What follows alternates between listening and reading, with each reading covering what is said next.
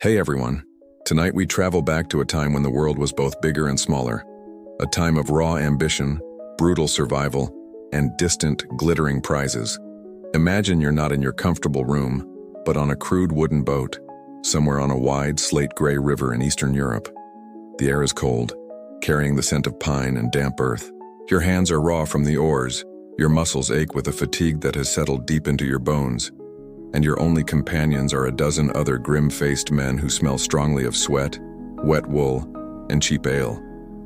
Your world is one of timber forts, deep forests, and the ever-present threat of starvation or a rival's axe. Frankly, considering the lack of antibiotics, Wi-Fi, and decent coffee, you probably wouldn't survive the first week. So, before you get comfortable, take a moment to like the video and subscribe, but only if you genuinely enjoy what I do here. As always, I love seeing how far these stories travel, so please feel free to post your city or country and the local time in the comments below. It's always a quiet thrill to see this little community stretching all across the globe. Now, dim the lights, maybe turn on a fan for that soft background hum, and let's ease into tonight's journey together. The water slips past the hull of your shallow draft boat with a quiet, hypnotic hiss. For weeks this has been your life. The rhythmic creak of the oarlocks, the monotonous gray sky, and the endless dark wall of trees lining the riverbank. You are one of the Rus, a name that carries weight here in the northern lands. It speaks of longships, sharp steel, and a restless hunger for something more than this cold, unforgiving world can offer. Historians still argue whether the term Rus referred exclusively to the Scandinavian Vikings who settled these lands, or to the fused Slavic and Norse culture that was already taking root. But for you, it simply means you are not a farmer destined to toil in the same muddy field until you die. You are a riverman, a trader, and maybe, just maybe, a warrior. Your life is measured in the goods packed tightly in the boat as hold. Fine furs from the squirrel, the marten, and the silver fox. Blocks of amber, the gold of the north gathered from the distant Baltic shore, and honey and wax from forest hives. These are the currency of your world, traded for tools, grain, and the silver coins that are the mark of a successful man. But lately there have been other stories whispered around the campfires at night. Stories that have little to do with trading pelts for iron pots. They come from the men who have ventured further south than anyone else you know. Men who have followed this very river, the great Dnieper, all the way to a vast dark sea. They speak of a city so large, so wealthy, that it defies imagination. They call it Miklagard, the great city. Their eyes get a strange, distant look when they speak its name, a mix of awe and greed. They talk of walls so high and thick that no army could ever breach them. They describe palaces made of polished marble that gleam in a sun that is warmer and kinder than any you have ever felt. They speak of streets lit by lanterns at night, of strange animals in cages, of ships with 1,000 oars, and of a ruler, an emperor, who is said to be God's chosen representative on earth. At first, you dismiss it. It sounds like a drinking tale, a story that gets bigger and better with every retelling. Paved with gold? Come on. You've seen what happens to a man who leaves his gold lying around. He very quickly stops having gold. But then, one evening, an old trader named Ulf, a man with a scarred face and a limp from a dozen forgotten skirmishes, pulls something from a leather pouch. It's not a silver dirham from the caliphate, which you've seen before. It's a coin of pure, soft gold, heavier than you expected. On one side is the stern face of a bearded man with a crown, and on the other, a strange, haloed figure. Ulf says he got it in Miklagard. He says that in the markets there, a single, perfect sable pelt, the kind you might see once in a lifetime, can be traded for a handful of these golden coins. He talks of the emperor's soldiers, men clad in armor that shines like the sun, and of the unbelievable riches stored in the city's heart. He even talks about a strange, fiery liquid the city's defenders can spray from their ships, a fire that burns on water itself. That part is definitely an exaggeration. Fire on water. As if. Still, the seed is planted. As you gnaw on a piece of dried fish that has all the flavor and texture of a wooden plank, you find your thoughts drifting south. The work is hard. The rewards are small. Every bend in the river could hide a hostile tribe. Every winter threatens to be your last. What is the point of all this struggle? To end up like Ulf, with a limp and a single gold coin to show for a lifetime of risk? The stories say that in Miklagard, strong men with sharp axes are valued. They say the emperor pays warriors, pays them in gold and fine silk, simply to stand guard and look intimidating. It sounds too good to be true. But as you look around at the endless oppressive forest and feel the familiar gnawing hunger in your belly, too good to be true starts to sound an awful lot like it's worth a look. You are young, strong, and you own a decent axe. Perhaps your fortune isn't in trading furs. Perhaps it lies at the end of this long gray river, in a city of impossible light and gold. The decision once made settles in your gut like a stone. It's one thing to dream of gold by a campfire. It's another to turn your back on everything you know. Yet the river continues to pull you south. You leave the familiar forests behind, the landscape softening into rolling grasslands. You and your companions join a larger convoy of boats, a necessary precaution, for the river's lower reaches are home to nomadic horsemen, the pechenegs, who view your cargo and your lives as theirs for the taking. The journey becomes a tense, hurried affair, with watches kept day and night. You portage your boats around a series of churning rapids, hauling the heavy clinker-built hulls overland, your muscles screaming in protest, the air thick with biting insects and the curses of your comrades. Finally, after a journey that feels like a lifetime, you taste salt on the wind. The river opens up into a seemingly endless expanse of dark, churning water. The Black Sea, your riverboat, which felt so sturdy on the Dnieper, now seems like a fragile leaf, tossed about by waves that lift you sickeningly towards the sky before dropping you back into a trough of dark water. For days, you hug the coastline, navigating by sight, your knuckles white on the steering oar. Then, one misty dawn, you see it. At first, it's just a dark line on the horizon, a smudge between the gray sea and the gray sky. But as the sun burns through the haze, the line resolves itself into something impossible. Walls. Not the crude wooden palisades of your northern forts, but a triple-layered behemoth of stone and brick stretching for miles, studded with nearly 100 towers that claw at the sky. This is the legendary land wall of Constantinople, the Theodosian Walls, a barrier that has broken armies and defied invaders for 5 centuries. You stare, mouth agape, as your boat sails past. You see soldiers patrolling the battlements, their helmeted heads looking like tiny insects from this distance.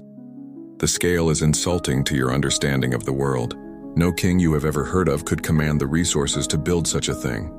It's not a defense, it's a statement of power. A message carved in stone that says, "This is the center of the world. Everything else is just the periphery." Your little flotilla doesn't approach the main sea walls, but instead steers toward a narrow inlet, the Golden Horn. You've heard tales of a colossal iron chain that can be raised from the water to seal this harbor from attack. And though it lies dormant now, you can see the massive towers on either side that house its mechanism. Inside the harbor, the chaos is immediate and overwhelming. A forest of masts, hundreds, maybe thousands of them, jostles for space. Ships of all shapes and sizes are moored here. Long, sleek Byzantine warships called dromons, fat-bellied merchant cogs from the Italian cities, and slender, rakish galleys from the Emirate of Crete. The air is thick with the cries of gulls, the shouts of sailors in a dozen languages you don't recognize, and the smell of salt, tar, and strange, exotic cargoes. When you finally step onto a stone quay, your legs unsteady after so long on the water, the city hits you like a physical blow. The sheer noise is a solid wall of sound. The air, warmer than you're used to, is heavy with 1,000 smells. A confusing mix of roasting meat, baking bread, fragrant spices like cinnamon that you've only ever heard of in stories, and the less romantic but equally potent stench of thousands of people and their animals living in close quarters. It's a perfume that is somehow both intoxicating and deeply suspicious. You follow the crowd, swept along in a tide of humanity. The people are a spectacle in themselves. Men stride past in tunics of brilliant blue, red, and saffron silk, fabrics so fine they seem to float. You look down at your own rough, travel-stained wool and leather, and suddenly feel like a savage, a creature of mud and wood in a world of marble and light. You hear stories from other traders about the city's main entrance, the Golden Gate, a triumphal arch covered in marble and bronze, topped with statues of winged victories and, bizarrely, a bronze elephant.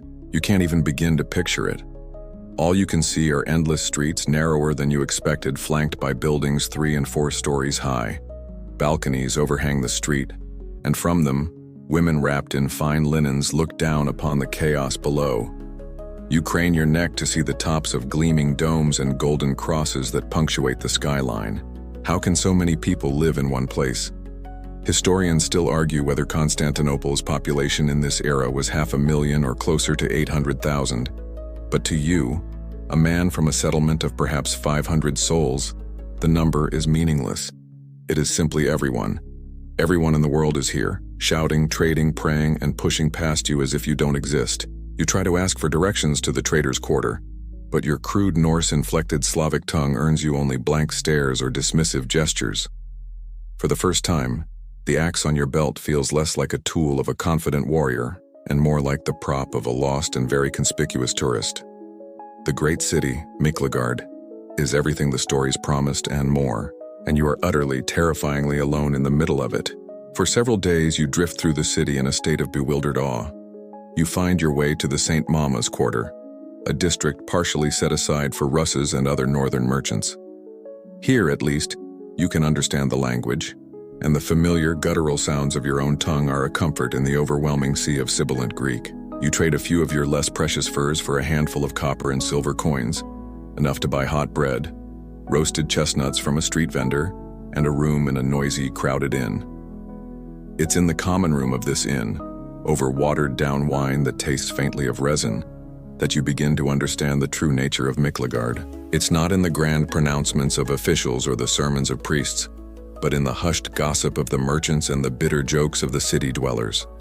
You start to see the dark threads beneath the golden tapestry.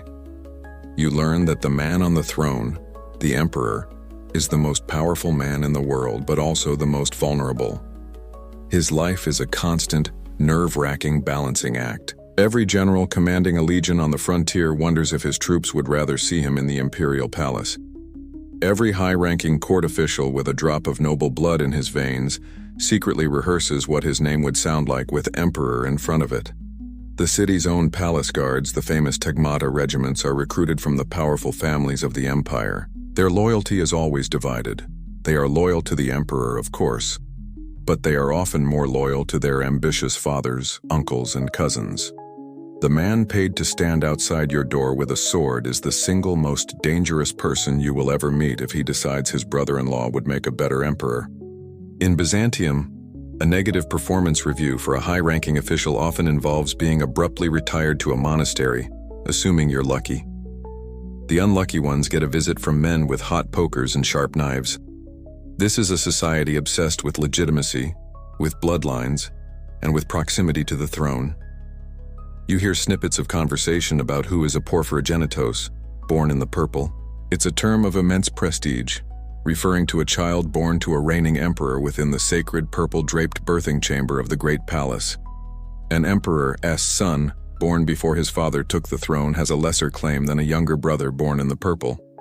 The entire court is a web of these intricate and deadly distinctions, the endless plotting, the marriages of convenience, the sudden promotions, and even more sudden disappearances. It's like a family drama. If every member of the family had an army and a complete lack of scruples. This is the city's great, terrifying secret.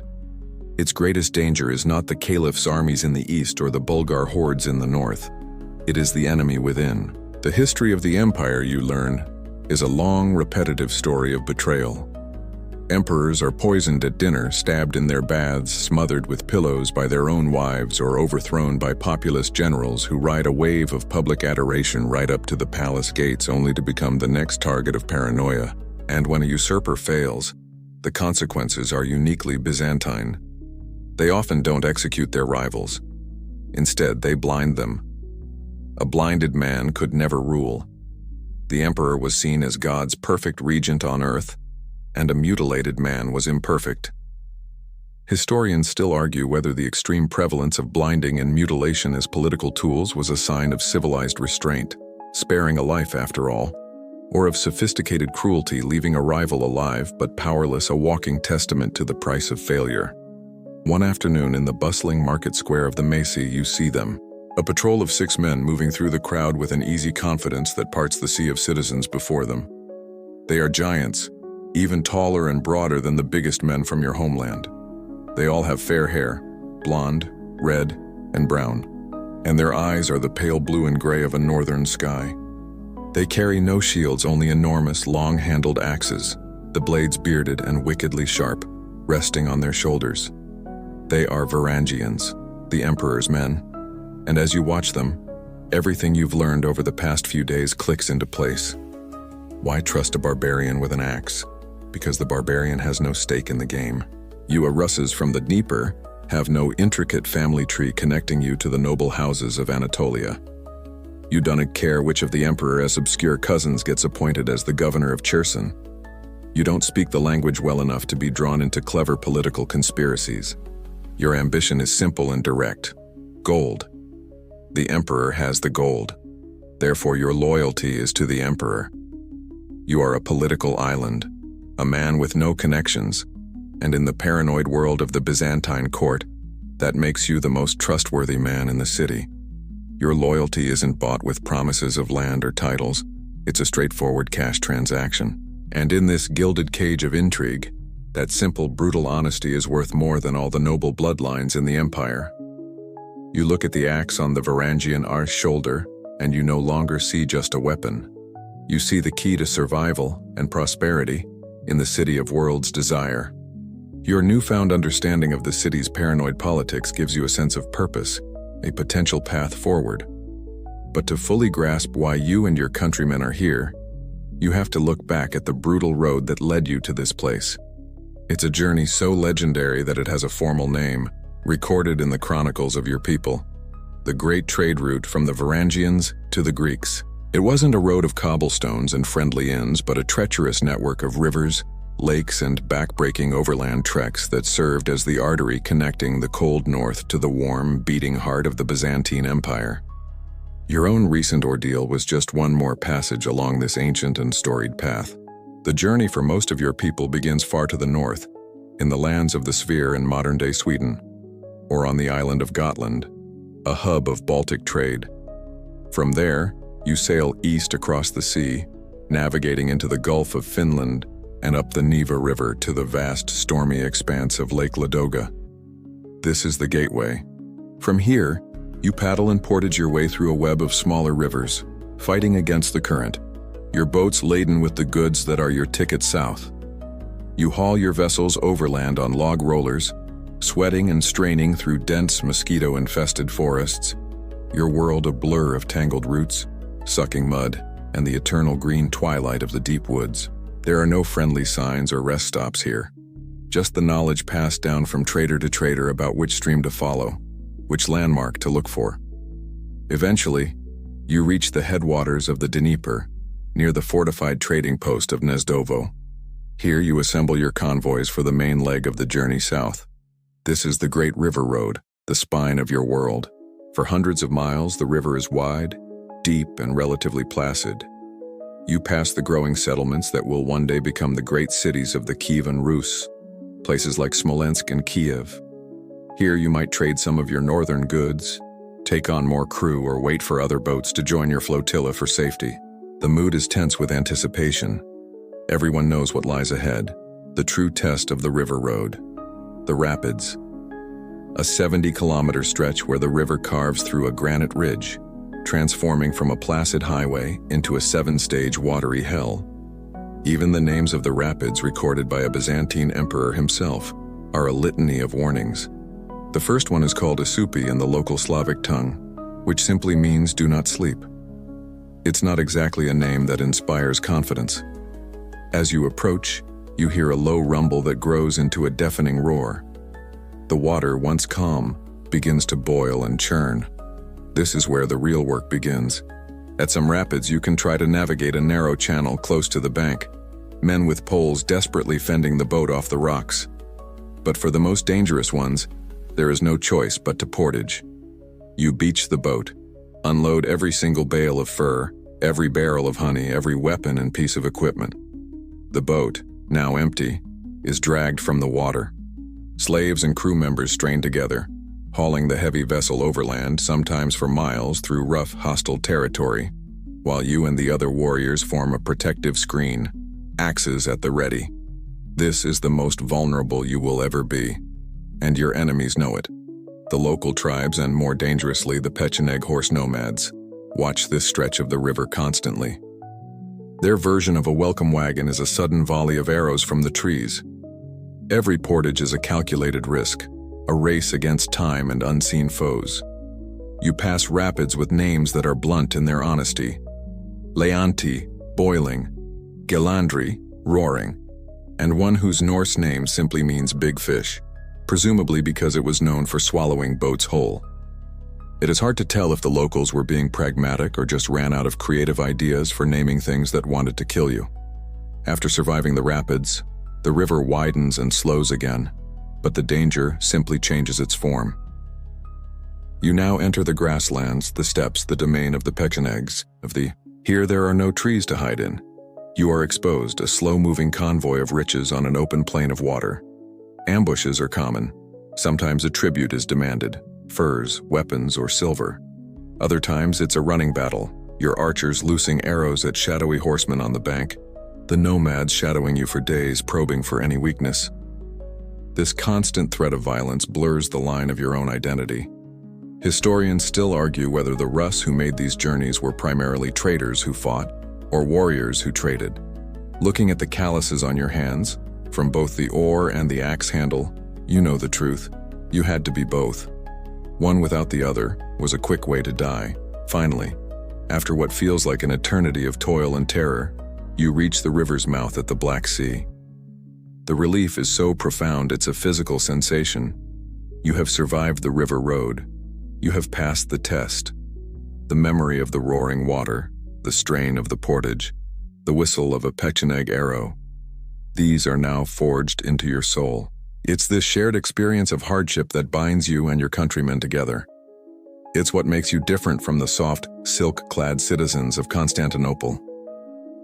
They were born into the center of the world. You had to fight your way to it through 1,000 miles of brutal, unforgiving wilderness.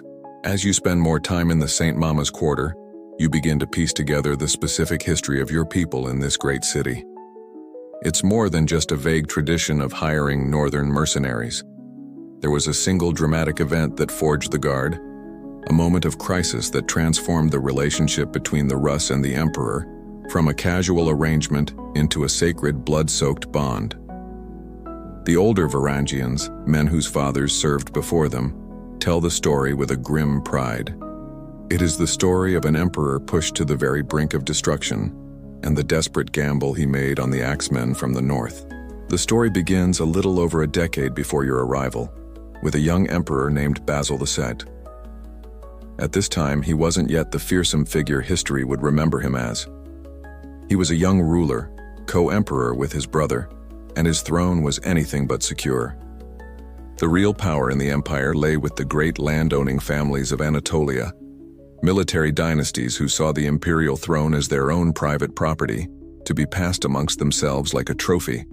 Basil was surrounded by powerful generals who smiled to his face while sharpening their knives behind his back. He must have had trust issues so profound he probably checked his own shadow for conspiratorial whispers.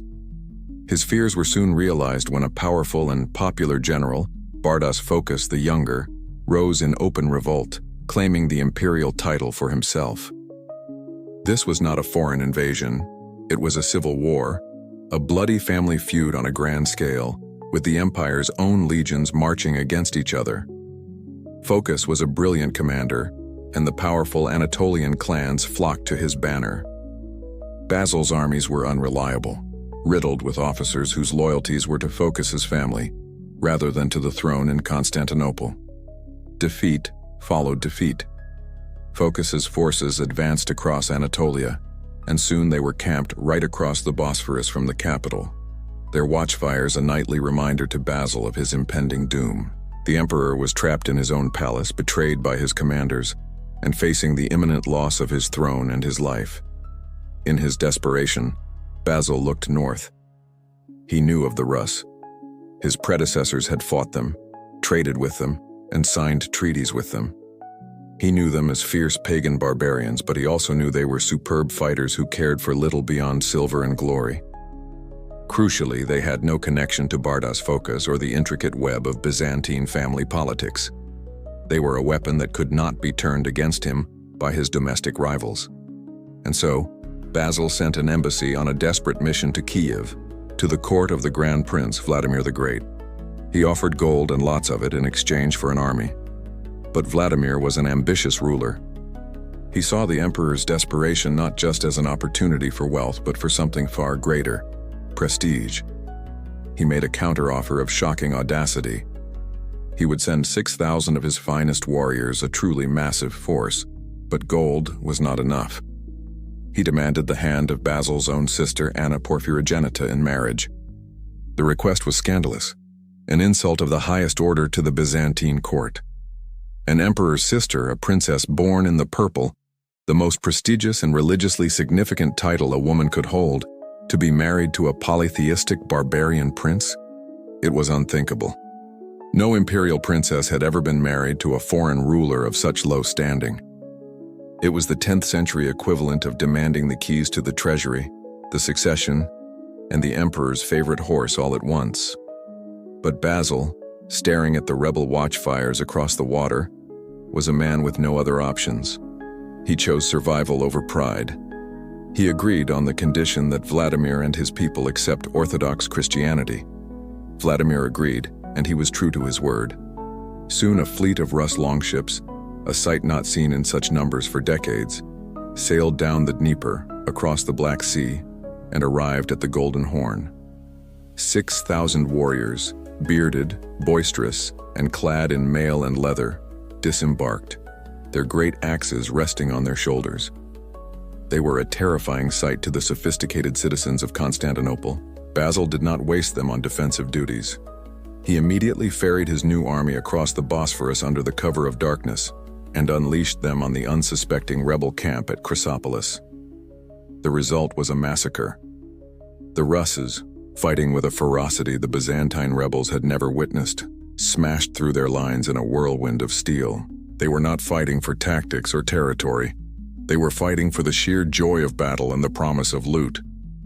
The rebellion, which had seemed on the verge of victory, was shattered in a single brutal night. A few months later, at the decisive Battle of Abydos, the Rus again formed the iron core of Basil's army, and Bardas Phokas was finally defeated and killed. Basil II had saved his throne, and he owed it entirely to the axes of the north. This experience hardened the young emperor, and historians still argue whether his subsequent campaigns of extreme brutality, which would earn him the title Bulgar Slayer, were a calculated political strategy, or the result of a personality permanently scarred by these early betrayals. What was not in doubt was the value of his new warriors. He had no intention of letting them go home. He paid them their promised riches, formally enrolled them in his service, and created a new, permanent household guard. The Varangian Guard was born. The stories of Basil's triumph and the birth of the Guard echo in the smoky common rooms of the Rus Quarter. They are a promise of what is possible. You look at your own calloused hands, at the well-worn axe that has been your companion for 1,000 miles, and you make a decision. The life of a trader is a life of uncertainty, of endless travel and marginal gains. But here in this city, there is a path to real wealth, a way to turn your strength and skill with a blade into a mountain of gold. You resolve to join the Varangian Guard. You sell the last of your amber and your best furs, securing a small purse of silver. You keep your ancestral seax, the short sword of your people, but you know that your future lies with a different weapon. Finding the recruitment point is simple enough. There's no formal office with a sign-up sheet. The process is far more direct. Your application is basically just showing up at the gates of the Varangian barracks, a grim, functional fortress within a fortress not far from the sprawling complex of the Great Palace. You stand there, trying to look imposing, your axe held firmly in your hand.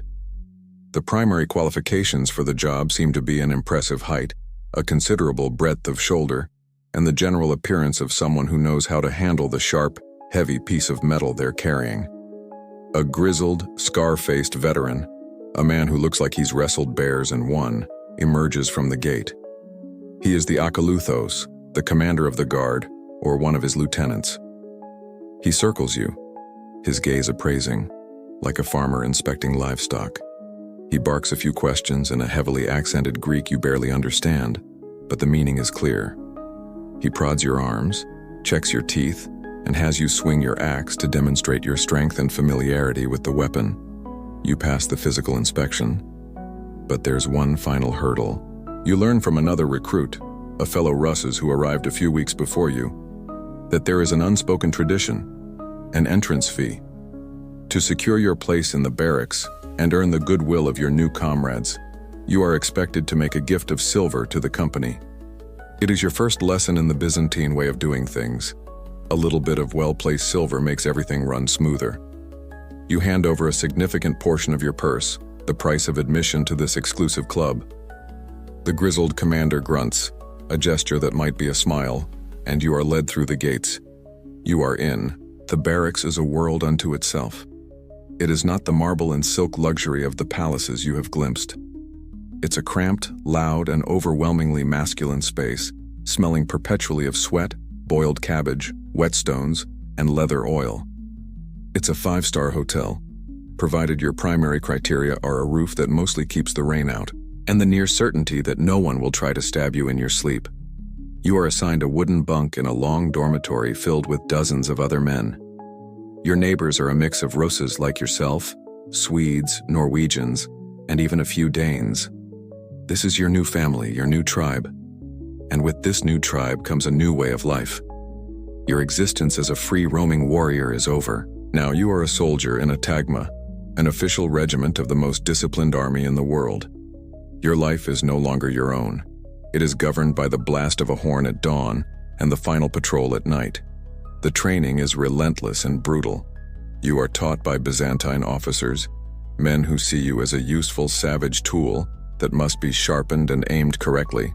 They shout commands in Greek, and you learn to obey through repetition and the occasional sharp rap of a training staff. You practice marching in formation, turning as a single entity, and forming the shield wall. Your individual prowess with the axe, once your greatest asset, is now secondary to your ability to function as a cog in a larger machine.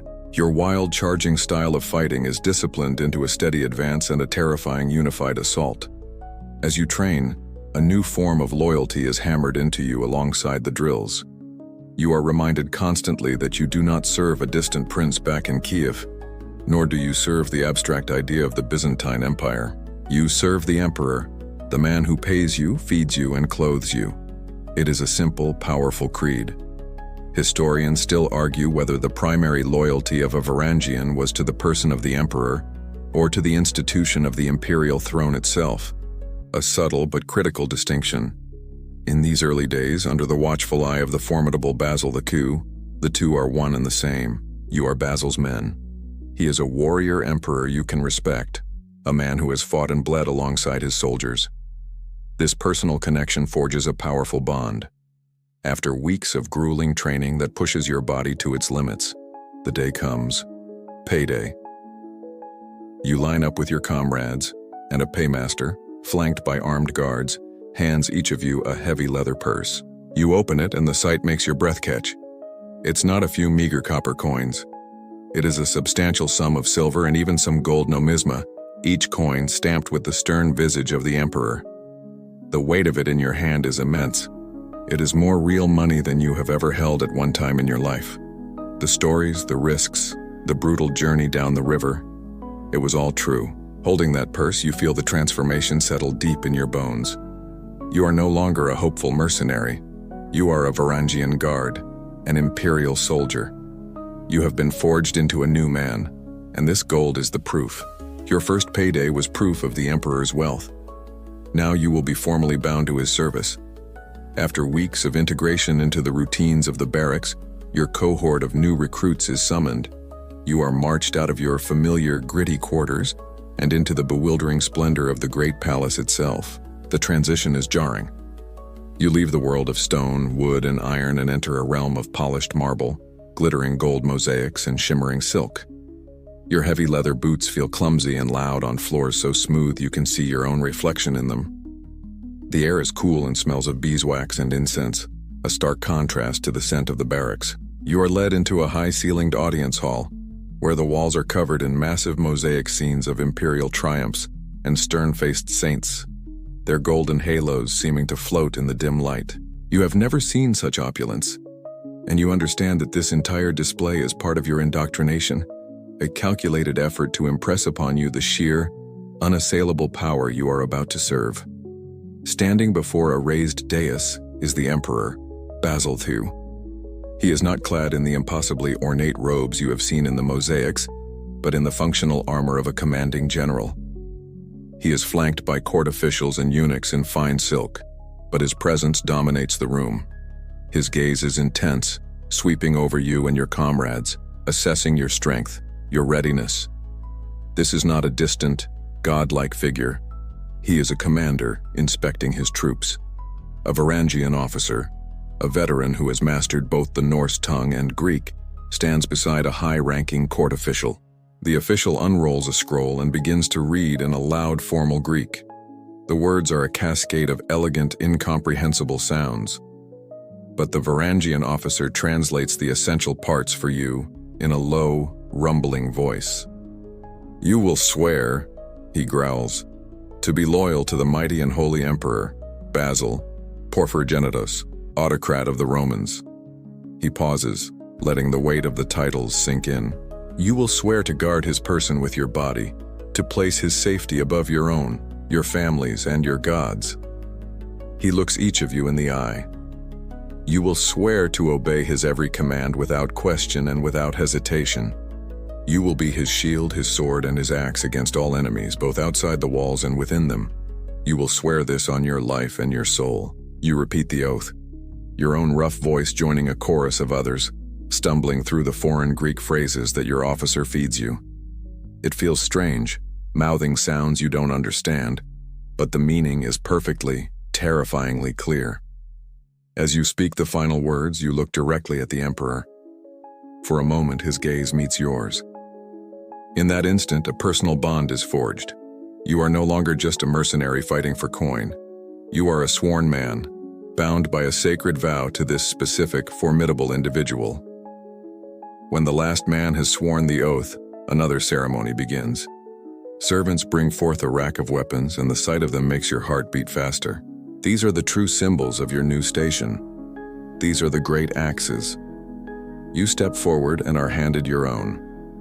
It is a masterpiece of brutal functionality. The haft is made of straight-grained ash, thick and smooth, coming up nearly to your shoulder. The head is a terrifying crescent of dark, polished steel, unlike the crude felling axes of your homeland. This blade is elegantly thin and shockingly wide, with a long, curved cutting edge honed to a razor sharpness. Historians still argue whether their famous axes were supplied by the Imperial armories as standardized equipment, or if the guardsmen were expected to provide their own, perhaps customizing them to their preference. Looking at the weapon in your hands, you don't particularly care. It is perfectly balanced, the weight of the head countered by the long lever of the haft. This is a two-handed weapon, designed not for the intricate fencing of swords, but for delivering immense, decisive blows. This is not some flat-pack furniture with confusing instructions. This is a purpose-built instrument of destruction. You take your place back in line, the axe resting on your shoulder. Its weight is a comforting, solid presence. This weapon, the pelekes, as the Greeks call it, is now your primary tool and your badge of office. It is the reason the Emperor trusts you. A man armed with a two-handed axe cannot also carry a shield. He is a purely offensive warrior, relying on his mail coat, his helmet, and the ferocious momentum of his attack for defense. He is a shock trooper, a line breaker. The axe is a declaration that your job is not to cautiously defend, but to utterly destroy any threat to the Emperor. When you are dismissed, you march back to your barracks, your axe now a permanent fixture on your shoulder. As you walk through the palace grounds and the city streets, you notice the change immediately. Before, you were just another big, uncouth northerner. Now, with the great axe displayed for all to see, citizens give you a wide berth. Other soldiers offer a nod of respect. Merchants who once might have ignored you now seem much more accommodating. The axe is a symbol of direct, untamed imperial power. It's a bit inconvenient for navigating a crowded market, but it's an unparalleled tool for getting people's attention. You have your oath, and you have your axe. You are now, in body and soul, a member of the Varangian Guard. With your oath sworn and your axe in hand, your life settles into a new and demanding rhythm. You quickly learn that being a Varangian Guard is not one single job, but many. Your duties shift and change with the needs of the Emperor, and you find yourself playing the part of a stoic sentinel, a ruthless enforcer, and a terrifying shock trooper, sometimes all within the same week. You are the Emperor's multi-tool, and every function is brutally effective. Much of your time is spent on what you come to think of as palace duty. This is the role the public sees, the image of the Varangian that is seared into the minds of the city's inhabitants. You stand guard. For hours that stretch into eternity, you stand motionless at the great bronze doors of the Imperial throne room, the chalky gate, or outside the sacred bedchamber. Dressed in your formal parade gear, a fine tunic of imperial blue or purple, worn over your mail coat with a gilded helmet on your head, you are a living statue. Your job is to stand there, your great axe resting on your shoulder, your gaze fixed and impassive, while the life of the court flows around you. Perfumed nobles in rustling silks, bearded priests swinging censers, nervous ambassadors from foreign lands. They all pass before you, their eyes skittering away from your dispassionate stare. It is a test of discipline more than strength, forcing yourself to remain perfectly still while your muscles ache and your mind wanders. In these moments, you feel less like a warrior and more like a very well-armed, 7-foot-tall garden gnome. But you understand the purpose. Your silent, intimidating presence is a constant, visible declaration of the Emperor's power. You are the barbarian wall that separates the Emperor from the treacherous, smiling vipers of his own court. But then, sometimes in the dead of night, your other duties call. Your commander rouses a detachment of 20 men. There is no grand ceremony, just a quiet order. You are to accompany a palace official, a shadowy figure named Aspatherios, into the labyrinthine streets of the city. You move silently, your mail shirts muffled by cloaks, your axes held ready. Your destination is the palatial villa of a wealthy senator, a man who just yesterday was bowing before the Emperor. Tonight, he has been accused of conspiracy. Your task is simple and brutal. You are the Emperor's secret police. You don't knock politely. You put your armored shoulders to the door and it splinters inward. You storm into the villa, the senator's household guards melting away before the sight of you. You find the nobleman pale and trembling in his bedclothes and drag him from his home. There is no warrant, no explanation offered. You are the explanation. You deliver him to the bowels of the palace dungeons, a place of damp stone and despair. Your part in the affair ends there. You are marched back to your barracks, your face is grim. You don't ask what happens next, but the rumors are dark. Historians still argue whether the Varangians were also employed as torturers in the imperial prisons, tasked with extracting confessions from the Emperor's enemies. You never see it yourself, but you know that your unwavering loyalty means you are trusted with the Empire's dirtiest work. Your version of an interrogation likely wouldn't involve a long, drawn-out conversation. Your duties can also take you far from the city. You might be sent with a paymaster to the frontiers, your menacing presence ensuring the gold reaches the regular army legions without being ambushed. Or in one of your more unusual roles, you become the Emperor's tax collectors. A provincial governor in central Anatolia reports that the local landowners are refusing to pay their dues to the imperial treasury. An army could be sent, but that is a slow and costly affair. Instead, the Emperor sends 100 Varangians. You arrive in the provincial capital, not as a rampaging army, but as an occupying force. You don't burn villages, you simply make your presence known. You patrol the town square, your axes gleaming. You requisition the finest quarters. You stand silent and menacing in the marketplace. The message is clear. The local nobles quickly discover a newfound enthusiasm for civic duty, and the tax revenues are miraculously paid in full. You get the sense that your unit doesn't offer flexible payment plans. Most importantly, however, you are warriors. When the emperor goes on campaign against the Bulgars or the Saracens, you go with him. You are not deployed in the main battle line with the thousands of spearmen and archers of the regular themata. You are the reserve, the ace in the hole, held back until the most critical moment. You stand near the emperor's command post, watching the chaotic ebb and flow of the battle, the air thick with dust and the sounds of dying men. Then, the order comes. A horn sounds a specific call, the imperial banner dips forward, and you advance. You move at a steady ground-eating pace, a silent, disciplined block of pure destruction. You break into a charge, and a terrifying guttural roar erupts from 1,000 northern throats. You hit the enemy line not like a wave, but like a thrown boulder, and the impact is devastating.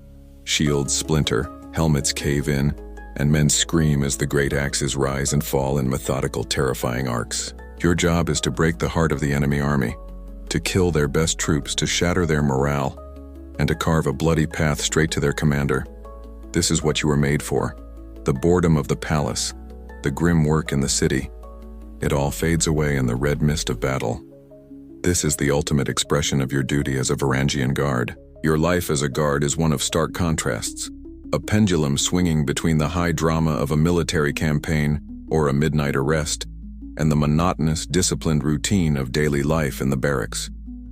It is in this routine that you are truly forged into a unit. Your barracks, a formidable stone building located within the sprawling grounds of the great palace complex, is your entire world. Its proximity to the emperor is your entire purpose. You are his fire brigade, ready to respond to any alarm at a moment's notice. Your day begins in the cold, oppressive dark, long before the first hint of dawn. A single jarring blast from a horn cuts through the fog of the dormitory, a sound guaranteed to make the hornblower the least popular man in the regiment. You swing your legs from your wooden bunk, your bare feet hitting the cold stone floor. Around you, 100 other men are doing the same, the air filled with the groans, coughs, and curses that greet every new day. There is no lingering. You pull on your tunic and boots, splash frigid water on your face from a communal basin, and head to the mess hall. Breakfast is a simple, functional affair. A chunk of hard, dark bread, a piece of salty cheese, and a cup of watered-down wine. From there, it's out into the pre-dawn chill of the training courtyard. The morning is for drills. This isn't about learning, it's about perfecting. For 2 hours, you and your comrades move as one, the rhythmic stamp of 1,000 boots on the packed earth echoing off the palace walls. You practice formations, advancing and retreating as a solid block of muscle and steel. You go through the axe forms, a brutal ballet of two-handed strikes, parries, and cleaving blows, the air humming with the sound of the great blade slicing through the morning mist. The Byzantine drill masters bark their commands in Greek, a language you now understand in a purely military sense. There is no flair, no individuality, just the endless repetition that turns 100 warriors into a single unstoppable weapon. After the drills, the day's duties are assigned. Some men are sent on patrol in the city, some are tasked with guarding the armory, while others, like you today, are assigned to a formal watch within the palace. Your shift begins. You take your post, relieving a man who has been standing for 4 hours.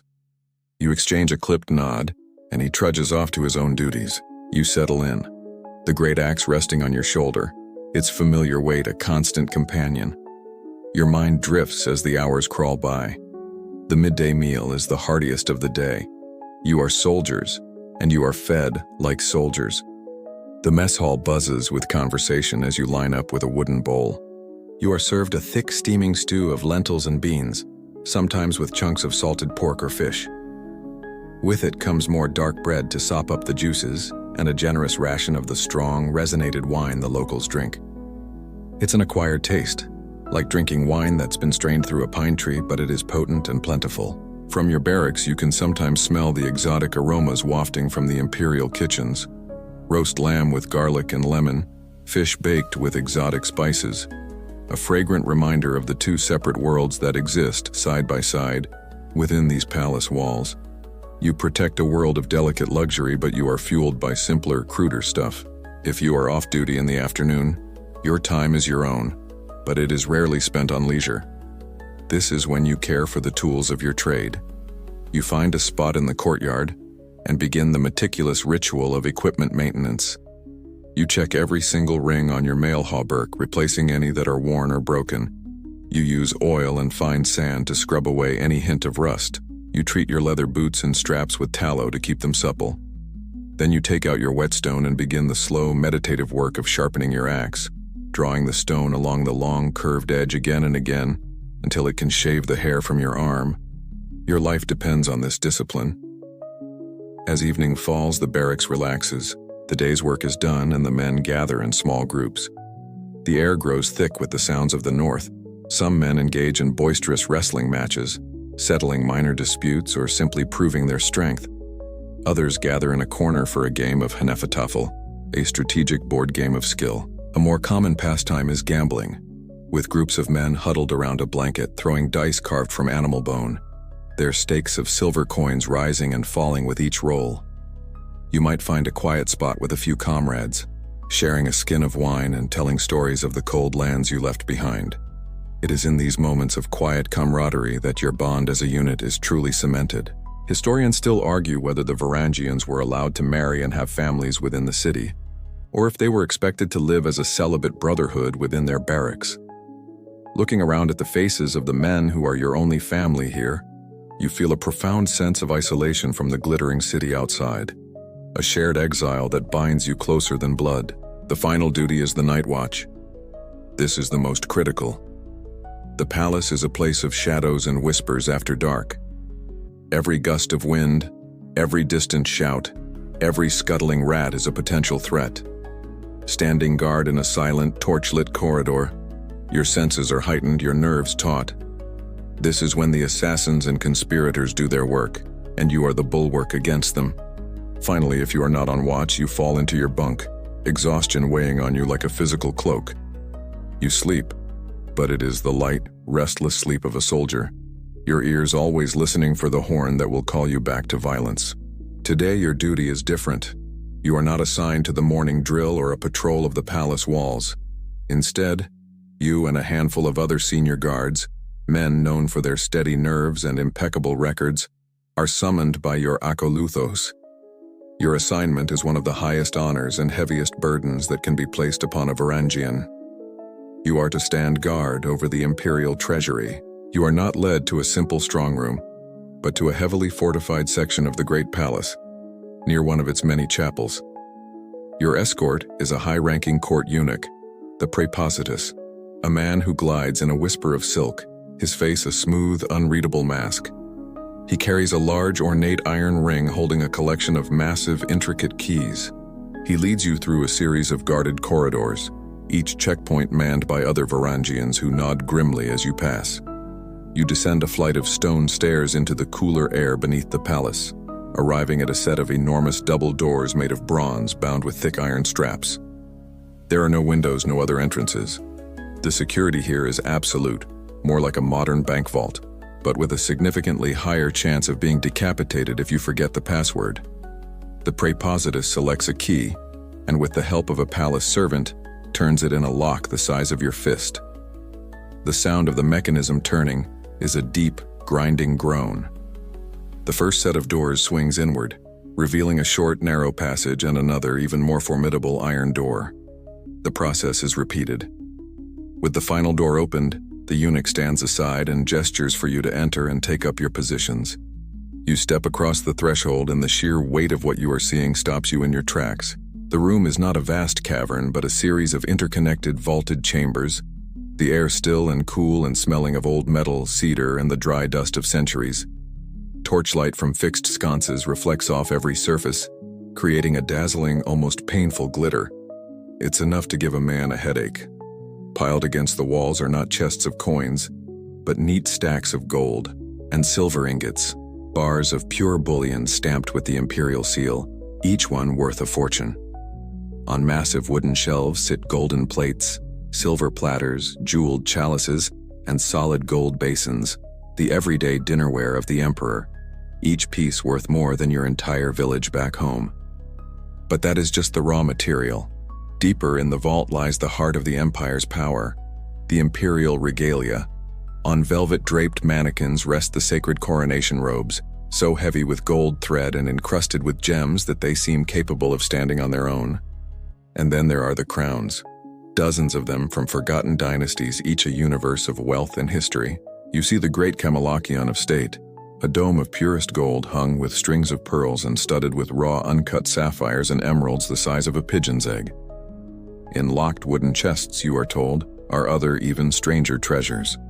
The official, with a wave of his hand, mentions the legendary Scythian treasure, a hoard of ancient gold artifacts recovered from the burial mounds of long-dead horse lords of the steppes. Solid gold stags, intricate battle scenes hammered into pectorals, artifacts of a barbarian people now locked away as a possession of the very civilization they once terrorized.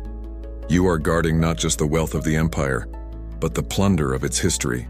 And in the most secure, sacred corner of the vault, you see the reliquaries. Golden boxes, intricately worked and covered in jewels, said to contain the holiest relics of Christendom, splinters of the true cross, thorns from the crown of thorns, the finger of an apostle. To the Byzantines, these items are literally priceless, the divine collateral that guarantees their city's holy protection.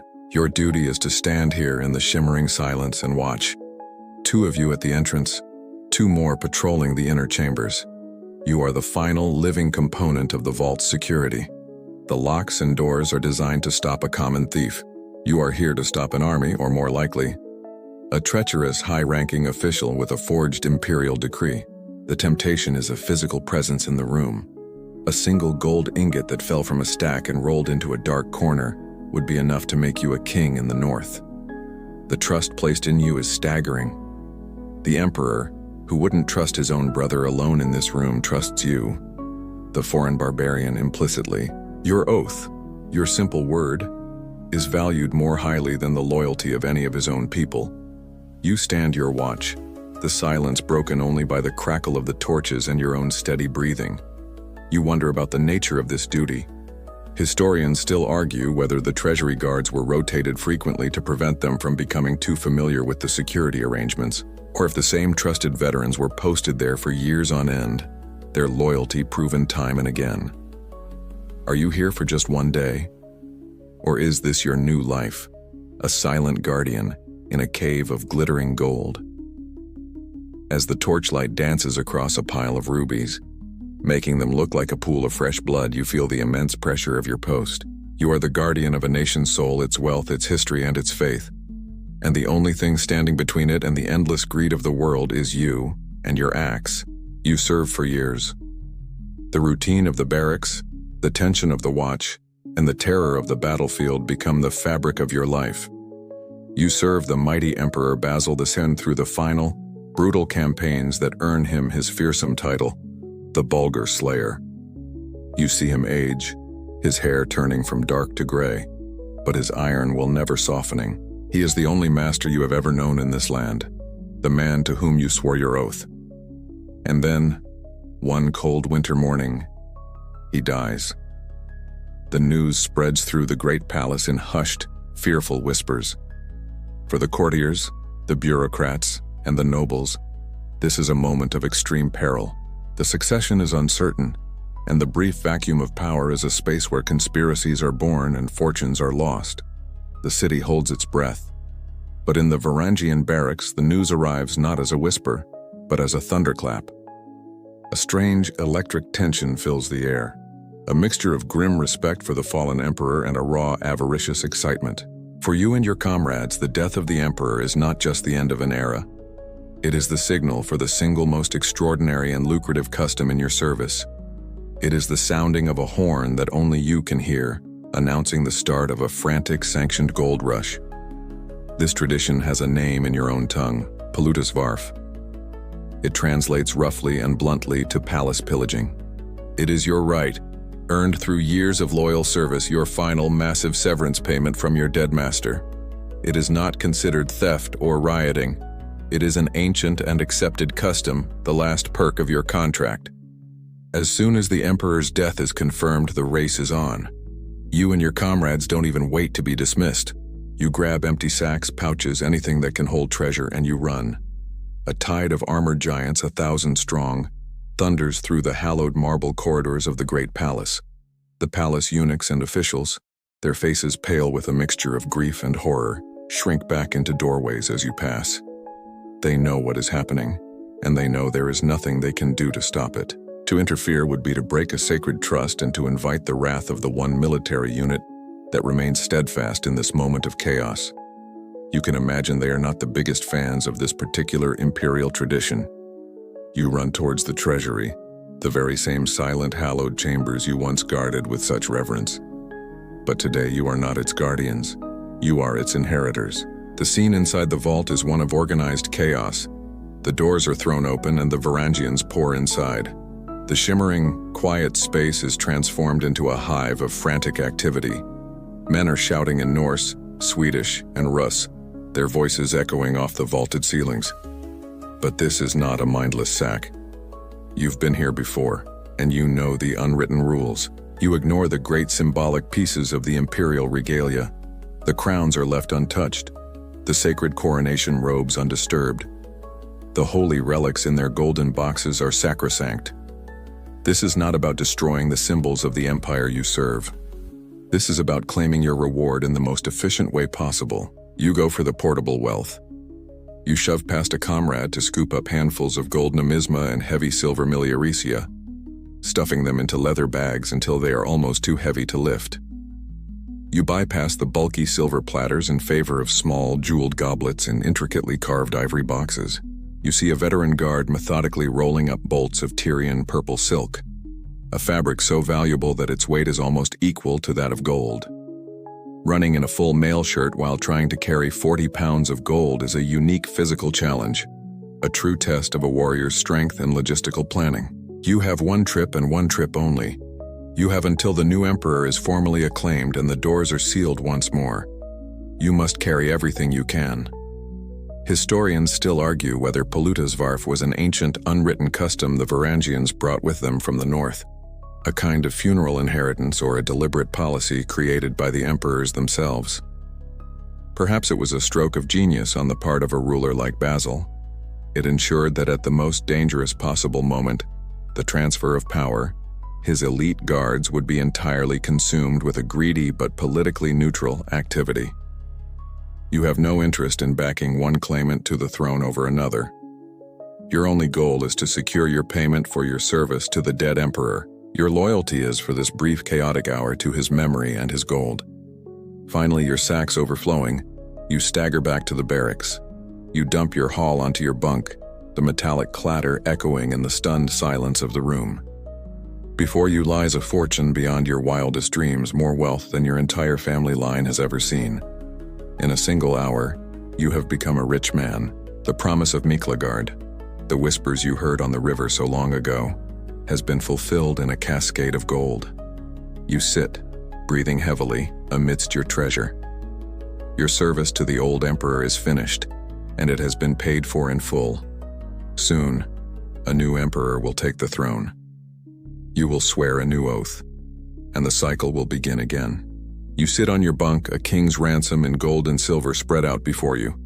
The chaos of the Palutasvarf has subsided, leaving behind the heavy, sweet scent of unbelievable wealth. For the first time, you can contemplate your future. You have enough money to return to the north, to buy a large farm, to find a wife, to live out the rest of your days in peace and comfort, a man of substance and respect. You could hang up your axe and take up fishing. But as you look around the barracks at the hard faces of your comrades, you realize that for men like you, that is not the way. The journey here, the battles fought, the discipline ingrained, it has burned away the part of you that could ever be content with a quiet life. The gold is not an end, it is a means to an end. It is fuel for greater ambition. And among the stories of wealth and glory that are told and retold in the barracks, one name stands above all others, a legend that serves as the ultimate inspiration for every man who takes the oath. It is the story of Harald Sigurdsson, the man who would one day be known as Harald Hardrada, the Hard Ruler. His tale is the proof that service in the Guard is not just a path to wealth, but a potential stepping stone to a crown. Harald was not a poor man when he arrived in Miklagard. He was Norse royalty, the half-brother of King Olaf of Norway. But he came to the city as a teenage exile, on the losing side of a battle for the Norwegian throne, with nothing but his name, his wits, and his skill with a sword. Like you, he saw the great city as a place of opportunity, and he joined the Varangian Guard to rebuild his fortunes. But Harald was destined for more than just a place in the ranks. He was a giant of a man, possessed of a ferocious temper, a brilliant tactical mind, and a bottomless well of ambition. He wasn't known for being a humble or gracious leader, but he was devastatingly effective. He quickly rose to become a commander, leading the Varangians on the empire's most dangerous frontiers. He fought for the emperor in Sicily, battling Saracen emirs in sun-scorched coastal towns. He campaigned in the Balkans, helping to quell rebellions with the trademark brutality of the Guard. The sagas even claim he made a pilgrimage to Jerusalem, clearing the road of bandits along the way. With every campaign, his reputation grew, as did his personal fortune. He was entitled to a commander's share of the loot, and he was an enthusiastic collector. But Harald was not content to simply spend his earnings. With every treasure he acquired, he sent it north for safekeeping, entrusting it to his kinsman, Prince Yaroslav the Wise of Kiev. Historians still argue about the exact size of Harald's fortune, but the sagas are clear. It was a treasure so vast that no man in the north had ever seen the like of it. His account in Kiev swelled with Byzantine gold, precious jewels, and bolts of the finest silk. He was not just a successful soldier. He was becoming one of the wealthiest men in the northern world, all while in the service of a foreign emperor. His career in Constantinople came to a dramatic end, tangled in the web of court intrigue that you know so well. He served under the powerful Empress Zoe, a woman known for her passions and her ruthlessness. The sagas say she became infatuated with the giant Norseman, but whether their relationship was one of romance or political convenience is unknown. Eventually, Harald fell from favor. He was accused of misappropriating imperial funds, a charge that, given the opportunities for plunder, might well have been true. Empress Zoe had him imprisoned, perhaps to punish him, perhaps to prevent him from ever leaving her. But Harald Hardrada was not a man to be caged. What happened next is the stuff of pure legend, an escape so daring it sounds like an action movie. He and a few loyal followers broke out of their prison. They made their way to the Varangian barracks, where their comrades loyal to their commander helped them seize 2 galleys. To get out of the city, they had to bypass the colossal iron chain that sealed the Golden Horn at night. As his galley rowed at full speed toward the chain, Harald ordered all his men to run to the stern, lifting the ship Esbo high out of the water so it slid up and over the chain. Then, at the perfect moment, he screamed for them to run to the bow. Their combined weight crashed the stern down on the far side and the ship scraped free. He was out. To ensure his escape, he had apparently kidnapped a noble lady of the court, a certain Maria. Releasing her only once, he was safely in the Black Sea. Harald sailed to Kiev, collected his colossal fortune, and returned to Norway. With a mountain of Byzantine gold and a reputation as the most fearsome warrior of his age, he was unstoppable. He forced his nephew, the king, to accept him as co-ruler. A year later, the nephew conveniently died and Harald Hardrada became the sole king of Norway. His is the ultimate Varangian dream. He came to Miklagard in exile and left a kingmaker, turning imperial pay and battlefield plunder into a crown. His story echoes through your barracks, a constant reminder of the heights a man can achieve. It is the reason you endure the brutal drills, the long watches, and the bloody battles. Because in the service of the emperor, a man's destiny is limited only by his own ambition. The story of Harald Hardrada echoes in your mind, a potent mixture of ambition and inspiration. But you know that a reputation like his is not built on palace duty, or by accumulating wealth through a single chaotic hour of Pollutusvarf. It is forged in the crucible of battle on the sun-scorched and blood-soaked frontiers of the empire. And so, when the order comes down that a new imperial expedition is being mustered, a thrill runs through the barracks. The emperor needs his axemen on the front lines. You are going on campaign. You march out of the city through the Golden Gate in full battle gear, a river of steel and iron flowing through the streets of the capital. The citizens of Constantinople line the route, their faces a mixture of awe, respect, and perhaps a little relief to see so many heavily armed barbarians leaving the city. You board the Byzantine transport ships, the Chilandia, your company crowded onto the wooden decks with horses, supplies, and the regular soldiers of the Imperial tagmata. For weeks you sail across the deep blue of the Mediterranean, a sea far larger and warmer than any you have known. And then you arrive. Your destination is Sicily, an island the empire is trying to reconquer from the Saracen emirs who have ruled it for generations. The moment you step off the ship, the first and most relentless enemy attacks you: the sun. It is a physical presence, a weight on your shoulders, a blinding white glare that reflects off the sea and the pale, rocky landscape. The heat is like nothing you have ever experienced.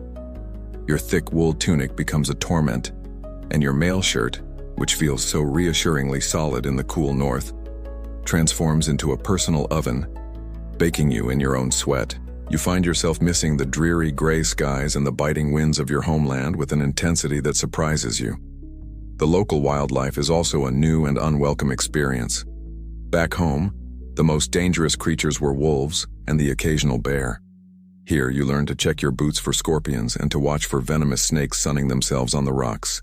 The enemy is as alien as the landscape. The Saracen warriors are fast and wiry, fighting with curved scimitars that flash in the sun. Their light cavalry can harass your marching column for miles, a constant buzzing threat that is impossible to pin down. But the greatest shock comes during your first major battle. As the enemy lines form up across the dusty plain, you see something impossible, something from a drunkard's tale. Towering over their infantry are colossal gray beasts, with ears like huge fans and a long snake-like nose. War elephants. No amount of drilling in the palace courtyard can prepare you for the sight, and sound of a dozen multi-ton mammals charging your line. Their tusks gleaming, their trumpeting screams a sound of pure prehistoric rage. The ground shakes under their tread. The regular infantry beside you wavers, their spear line threatening to break. This is why you are here. Your commander roars the order, and you and your fellow Varangians lock your jaws, plant your feet, and brace for impact. You cannot stop an elephant head-on, but you can cripple it. As the great beast thunders past, you dodge its stamping feet and swing your great axe not at its armored head, but at its legs, aiming to sever the massive tendons. It is terrifying, desperate work, a battle against a living mountain. At other times, you are sent to the eastern frontier, to the vast, arid plains of Anatolia. Here the enemy is different, but no less deadly. The Seljuk Turks are masters of the horse and bow. They fight a frustrating, ghostly war, refusing to meet you in a stand-up fight. They appear as a cloud on the horizon, ride within bowshot, and unleash a storm of arrows that hiss through the air, thudding into shields and finding gaps in armor. Before you can even form up to charge, they have wheeled their horses around and vanished back into the dust, leaving you with your dead and wounded. Your role here is defensive, a grim, slogging duty of protecting the main army, your heavy axe feeling useless against such an elusive foe. On these long, brutal campaigns, far from the capital and the direct oversight of the emperor, the lines of discipline can begin to blur. After a long siege, when a rebellious city finally falls, the rules of engagement can be forgotten in the red mist of victory. Historians still argue whether the Varangians' famous discipline ever broke down into uncontrolled savagery, particularly when dealing with enemies they considered heathens or barbarians. Was the bloodshed that followed the storming of a wall a calculated act of imperial terror, or the raw, untamed fury of warriors unleashed? Standing on a captured battlement, your axe dripping, the sounds of screaming in the streets below, you know the truth is somewhere in the murky, bloody middle. At night, you stand watch over a dusty temporary camp, the stars in the sky completely unfamiliar. You are a long, long way from the Dnieper. You have fought men on horseback, men with swords and men astride monstrous beasts. You have baked under a hostile sun and choked on the dust of forgotten lands. This is the price of the gold, the other side of the glorious stories. You are the sharp edge of the Empire's spear, thrust into the unknown, and it is your job to bleed for the man who sits on a golden throne 1,000 miles away. On the dusty battlefields of Sicily and Anatolia, you learn that the sharpened steel of your axe is only one of the weapons in your arsenal. Perhaps your most effective tool is not something you carry, but something you project. Pure, unadulterated terror. You become aware of the stories the enemy tells about you, the legends that precede your arrival on any front. You are not just another regiment in the Byzantine order of battle. You are an omen, a sign that the emperor is not merely fighting, but intends to utterly annihilate his opposition. It begins with how you look. Standing in the battle line, you are a startling and intimidating contrast to the native Byzantine troops. The average soldier of the empire is of Mediterranean stock, wiry and of moderate height. You and your comrades are, almost to a man, giants. You tower over your allies, a wall of broad shoulders and thick limbs forged in a colder, harsher climate. You are not exactly trying to blend in. Clad in your heavy mail hauberks that cover you from neck to knee, and your conical helmets with the grim, impersonal nasal guards, you look like creatures of iron. But the true symbol of your terror is the great axe. To your enemies, this is not a soldier's weapon. A spear is for formation fighting. A sword is for dueling. The two-handed axe is a weapon of execution, of brutal, overwhelming force. The sight of 1,000 of these weapons resting on 1,000 broad shoulders is enough to make even a veteran soldier's blood run cold. The first thought of an enemy commander upon seeing your banner unfurled is likely how to bolster his troops' morale. The first thought of his soldiers is likely how to quickly update their wills. Your reputation travels faster than your marching column. Your enemies know who you are. They call you the Varank, the axe-bearing barbarians from the land of ice and snow. They have heard tales of your ferocity, of your disdain for taking prisoners, of your almost inhuman stamina. They know you are the emperor's personal guard, men paid a fortune in gold implying you are the best, the most merciless killers money can buy. This reputation becomes a weapon in itself. It sows dissension and fear before a single blow is struck. Woven into this reputation are the even darker legends of your homeland, the stories of the berserkers. You are not a berserker. You are a disciplined soldier. You do not work yourself into a frenzy, bite your shield, or fight with a mad, suicidal rage. But your enemies don't make that distinction. To them, all of you are touched with that northern madness. They have heard the tales of warriors who feel no pain, who foam at the mouth, and who possess the strength of 10 men. Generally speaking, if your opponent looks like he's auditioning for a role as a rabid wolf, it's a bad sign. So when they see you, 1,000 giants from the land of legends, preparing for battle, they don't see a disciplined military unit. They see a pack of berserkers about to be unleashed. The fear of the myth does half your work for you. And then there is the sound. Just before the charge, as the two armies face each other across the killing ground, a silence falls. It is a moment of supreme tension where every man contemplates his own mortality. It is in this silence that you unleash your battle cry. Historians still argue about the nature and even the existence of a specific, formal Varangian battle cry. There is no surviving record of a particular chant or phrase, but every account agrees on one thing. The sound that came from your ranks was terrifying. It is not the high, sharp yell of the Saracens or the disciplined chant of the Roman-style legions.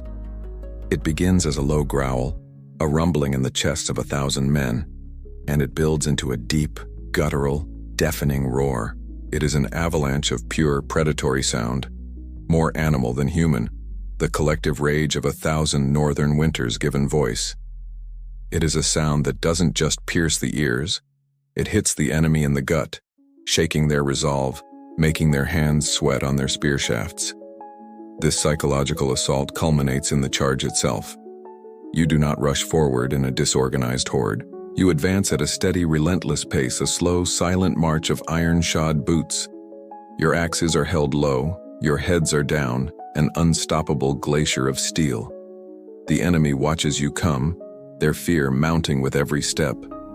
The silence of your advance is even more terrifying than the roar that preceded it. Then, when you are less than 100 paces away, the final element is unleashed. Your commander bellows a single word. You break into a thundering run. The roar erupts from your throats once more, and you raise your great axes. The cumulative effect, the giant stature, the fearsome reputation, the berserker myth, the deafening cry, and the final terrifying charge. is a masterclass in psychological warfare. Often, a less disciplined enemy line will break before you even arrive, the men throwing down their weapons and running from the sheer horror of what is coming for them. You have won the battle in their minds long before your axe tastes blood. You are the Emperor's monsters, and your approach is the sound of their world coming to an end. When you return from the grinding campaigns on the frontiers, you trade the straightforward, brutal clarity of the battlefield for the suffocating, perfumed intrigue of the Great Palace. Here, the threats are not announced by a battle horn, and the enemies do not carry curved scimitars. They wear robes of the finest silk. Their weapons are whispered words and carefully crafted rumors, and their smiles are as sharp and dangerous as any blade. In the Byzantine court, a polite greeting can mean anything from, "Good morning," to, "I have just paid your food taster to take the afternoon off." In this gilded snake pit, your role as the Emperor's protector takes on a far more subtle and paranoid dimension. You are not just his shield, you are his eyes and his ears. You spend countless hours on guard duty, a silent, armored fixture in the endless flow of court life. You stand by the doors to the throne room, in the corridors leading to the Imperial apartments, and in the antechambers where officials wait for an audience. To the sophisticated courtiers, you are little more than a piece of imposing furniture. They see you as a dumb barbarian, a creature of pure muscle who understands nothing of their complex games of rhetoric and influence. They chatter in their high-flown, literary Greek, a language far removed from the simple, functional commands you learned in the training yard. They scheme, gossip, and conspire right in front of you, confident that their words are sailing over your head. And for the most part, they are right. You don't understand the nuances of their poetry or the historical precedents they cite in their arguments, but you learn to watch. While the words may be meaningless, the human drama is universal. You learn to read the language of fear in a man's posture, the flicker of ambition in his eyes. You see which nobles meet in secret, their heads bowed close together in a shadowed alcove. You notice when a powerful general, once the Emperor's favorite, is suddenly no longer invited to the private dinners. You feel the shift in the atmosphere, the subtle currents of tension and conspiracy, long before they erupt into open rebellion. You are the one constant in this world of shifting loyalties, the silent observer who sees everything. Of course, you are not the Emperor's only source of information. The palace is riddled with spies and informants, all reporting back to the eunuch spy masters who are the true masters of the Empire's secrets. These men collect the anecdota, the secret histories and scandalous reports penned by courtiers eager to ruin their rivals. These documents are the 11th century equivalent of a state-sponsored gossip blog, filled with accusations of treason, heresy, and forbidden passions.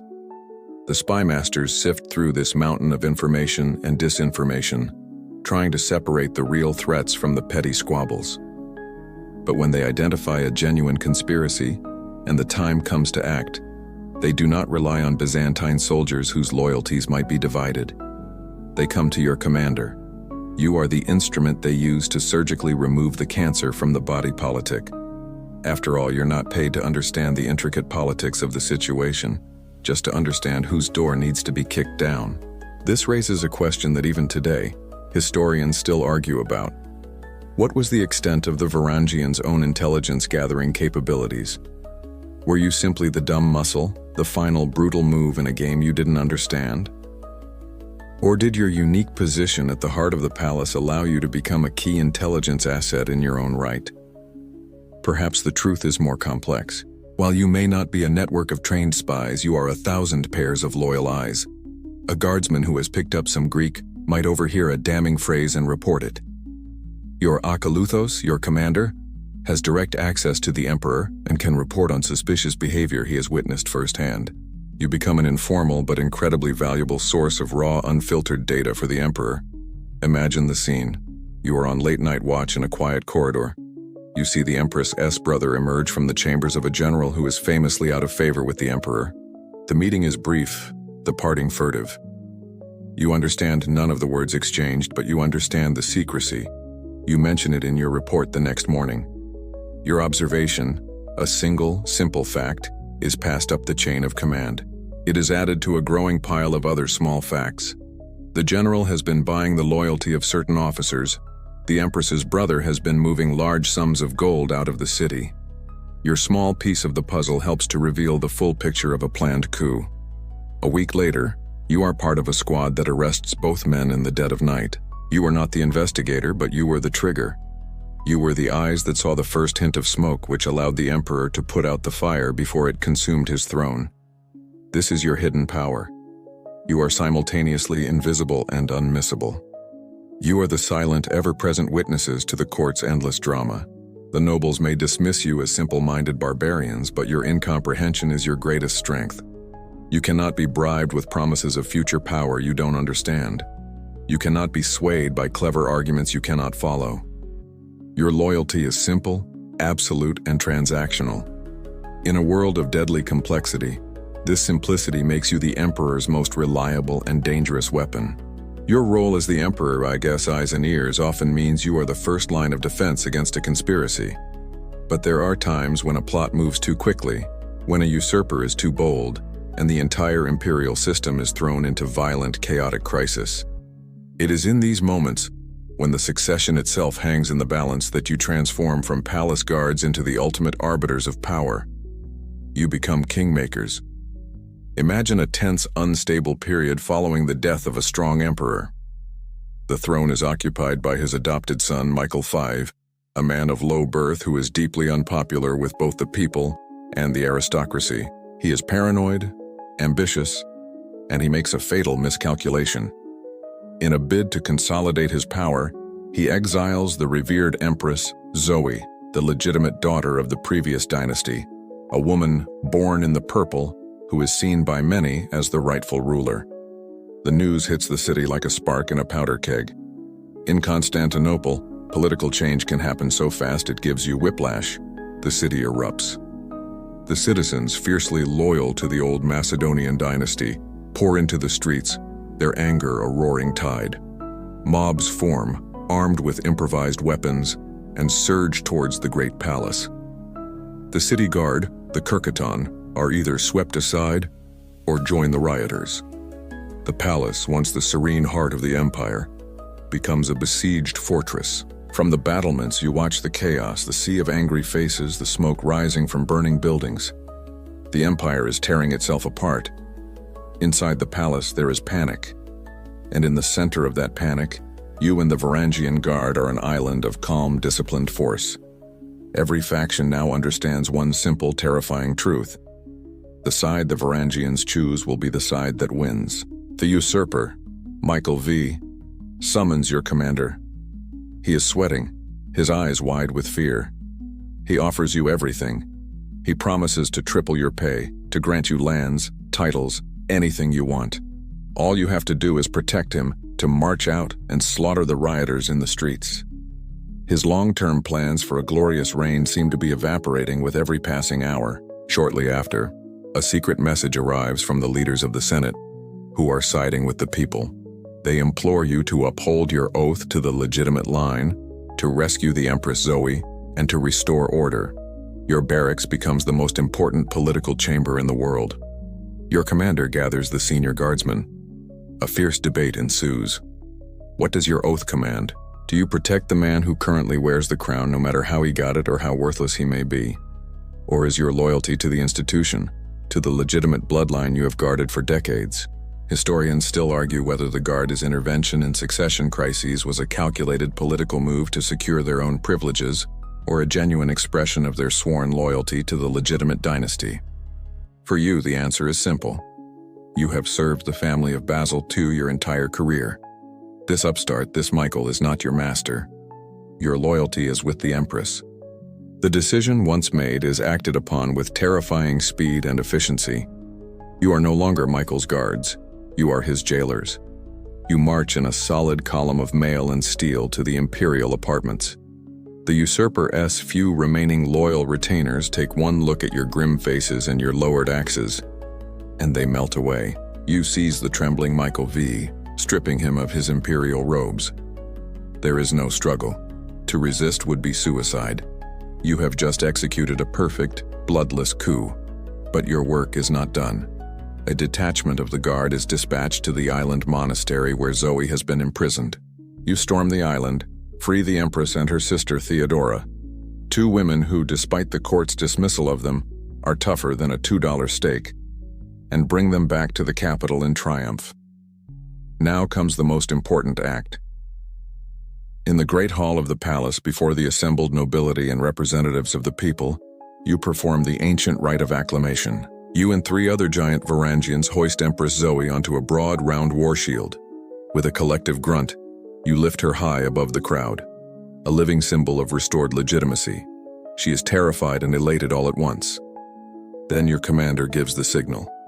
In perfect unison, the entire guard begins to beat the flat of their great axes against the brass rims of their own shields. The sound is a deafening, rhythmic, metallic clang, a sound of iron and power that echoes through the marble hall like the heartbeat of the empire itself. And above this clangor, you raise your voices in the cry of acclamation, the traditional salute that confirms a ruler. You roar your approval, making the ancient stones of the palace tremble. You have done it. You have deposed a usurper, restored the rightful monarch, and saved the city from tearing itself apart. As you lower the shield, and the Empress takes her seat on the throne, she looks at you. Her eyes are filled with gratitude, but also with a new awareness, perhaps even a hint of fear. She is the Empress, the ruler of the known world. But she sits there only because you, her foreign guards, have willed it. In this moment, you are more than soldiers. You are the guarantors of the crown, the iron pillar upon which the imperial throne rests. You are the kingmakers. For a while now, you have lived entirely within the glittering, treacherous, and violent world of Constantinople. You have stood watch in its palaces, fought on its frontiers, and even decided the fate of its rulers. But the story of the Varangian Guard is not just a Byzantine story. It is also a Scandinavian one. To truly understand the impact of your service, we need to step away from the shores of the Bosphorus, leaving behind the marble and the mosaics, and travel 1,000 miles north back to the cold green lands you call home. Let's journey to the Swedish countryside, where the final chapter of many of your comrades' lives is written, not on paper scrolls, but in stone. Imagine a grassy meadow in the region of Uppland, under a vast and often gray northern sky. Standing sentry in that field is a tall, lichen-spotted slab of granite, a runestone. For centuries, your people have been raising these stones as memorials. They are a public and permanent declaration of a life lived, a death mourned, and a legacy to be remembered. They are the Viking Age equivalent of a front-page obituary and a memorial statue rolled into one, a way of shouting a name into the future so that it will never be forgotten. Every stone tells a story, but a particular group of them, over 30 in all, tell your story. They are known today as the Greece rune stones. These stones are a direct link, a physical invoice of the blood and ambition your people invested in the Byzantine Empire. They are typically carved with an intricate looping serpent, its body forming a decorative band that contains the inscription, written in the angular, mysterious alphabet of the runes. Often a Christian cross is carved into the center of the design, a clear sign of the new faith that was sweeping the north, a faith many of you adopted in the service of the emperor. The inscriptions themselves are models of stark, northern brevity. There are no long eulogies or flowery poems. They were clearly not paying the carvers by the word. Instead, you get a powerful, condensed summary of a life of adventure. Reading them is like hearing echoes from your own barracks. A stone might say, Tola had this stone raised in memory of her son Gyri, who died in Greece. Simple, direct, and heartbreaking. Another reads, Gudbjorn raised this stone for Svein, his brother. He was killed in Greece. Over and over again, the same formula repeats, with different names but the same distant, exotic place of death, Grickland, the land of the Greeks. The sheer number of these stones tells you that the path you took down the river was a well-trodden one, a recognized career path for the adventurous and the ambitious. The stones also provide clues that fuel a debate among historians to this day. They still argue about the social status of the men who went east to seek their fortune.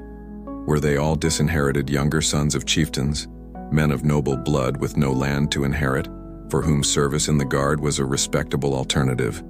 Or were they common farmers and freeholders seeking to escape a life of toil? The fact that a family could afford to commission one of these large, intricately carved stones, a very expensive undertaking, suggests that many of the men came from prominent, wealthy families. But perhaps some families saved for a generation to afford a memorial for a beloved son who had made the ultimate sacrifice. The stones give us the names, but the full stories remain shrouded in time. Most of these memorials were raised by grieving families for men who never returned. But there are exceptions. One of the most remarkable is the Ed runestone. It was commissioned not by a family member in mourning, but by a man named Ragnvaldr, a Varangian, who not only survived but thrived. The inscription states that he had the stone raised to honor his mother-in-law, and then adds a detail of immense pride. Han vas lids forungi I Griklandi. He was the commander of the lid in Greece. Ragnvaldr was an akoluthos, just like your own commander. He had reached the very top of the hierarchy, returned home a wealthy and powerful man, and was now commissioning runestones himself. He is the proof that the dream of Harald Hardrada was not a complete fantasy. A man could rise to the highest ranks, earn his fortune, and come home a legend. You stand in this imaginary field, looking at the carved serpent and the weathered runes. This stone is for a man like you. A man who felt the oppressive heat of Sicily, who stood the long watches in the great palace, who heard the terrifying roar of the battle cry. And when he fell, whether from a Saracen's blade or a wasting fever, his comrades would have taken up a collection to send word and a pouch of silver back to his family. This stone is the final result. It is the guarantee that even if your body lies in an unmarked grave a world away, your name will remain spoken and read in the land of your birth. This is why you gather the gold and the silver, not just for wealth in life, but for remembrance in death.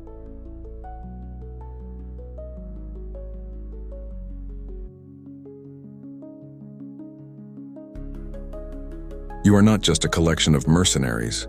You are a brotherhood, a tribe, a micronation of northerners creating your own world in the shadow of the imperial throne.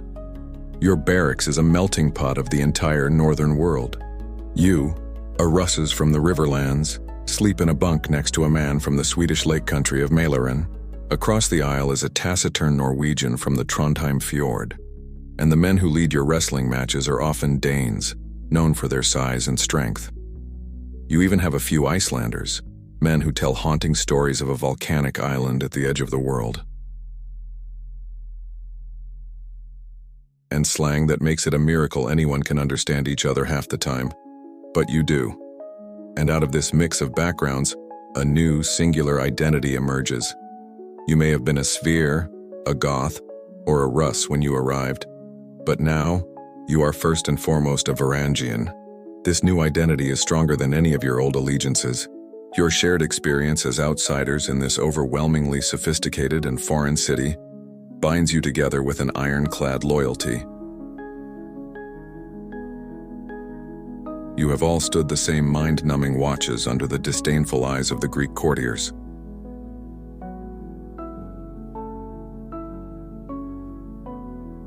All other loyalties have been burned away by the distance and the hardship. You share the sagas, the epic poems of your ancestors' deeds. You settle disputes not with the complex legal codes of the Byzantines, but with wrestling matches, or if the slight is serious enough, a formal duel the holmgang held in a quiet courtyard away from the eyes of your Greek officers.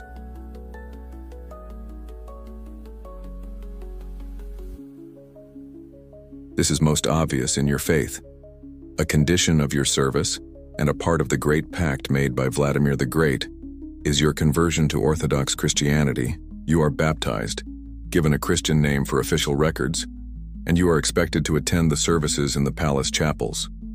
You stand in the back of these small, icon-covered churches, bewildered by the Greek chanting, the clouds of sweet-smelling incense, and the solemn, complex rituals. It is a world away from the raw, elemental worship of your old gods. So how deep does this new faith run? This is a question historians still argue about. For you, on the ground, the answer is practical and complex. You respect the power of this new god who is the patron of the mighty empire you serve. But the old gods have deep roots. You see men in the barracks quietly carving a small wooden Thor's hammer for good luck. Before a battle, you might cross yourself as the priest gives the blessing, but then mutter a quiet prayer to Odin for wisdom and to Tyr for courage in the fight. You are building a new pantheon in your mind, a spiritual toolkit for survival. Why not pray to Christ for the salvation of your soul, and to Thor for a little extra strength to swing your axe? Nowhere is this blend of two worlds, this assertion of your northern identity in the heart of the empire, more poignant than in the graffiti you leave behind.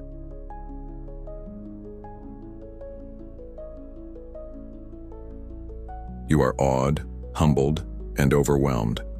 And in this moment, a guardsman named Halfdan feels a profoundly human urge. He finds a quiet spot on the marble balustrade, pulls out his knife, and carefully, painstakingly, carves a simple inscription in runes.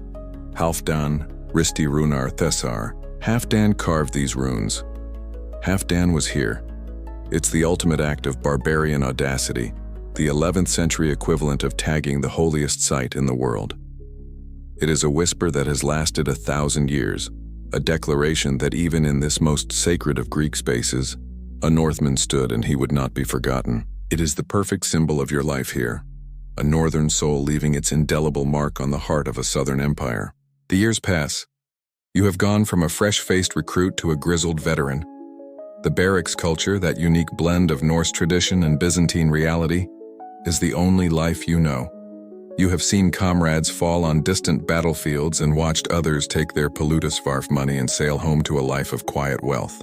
New recruits still arrive down the river road, younger versions of yourself, their eyes wide with the same mixture of greed and awe you once felt.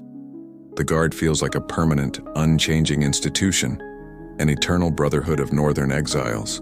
But then, in the latter half of the 11th century, everything changes. A new river of men begins to flow towards Miklagard, not from the cold east but from the stormy west. It begins as rumors, carried by merchants and pilgrims from the Italian peninsula. They speak of a great battle fought in a faraway island kingdom called England.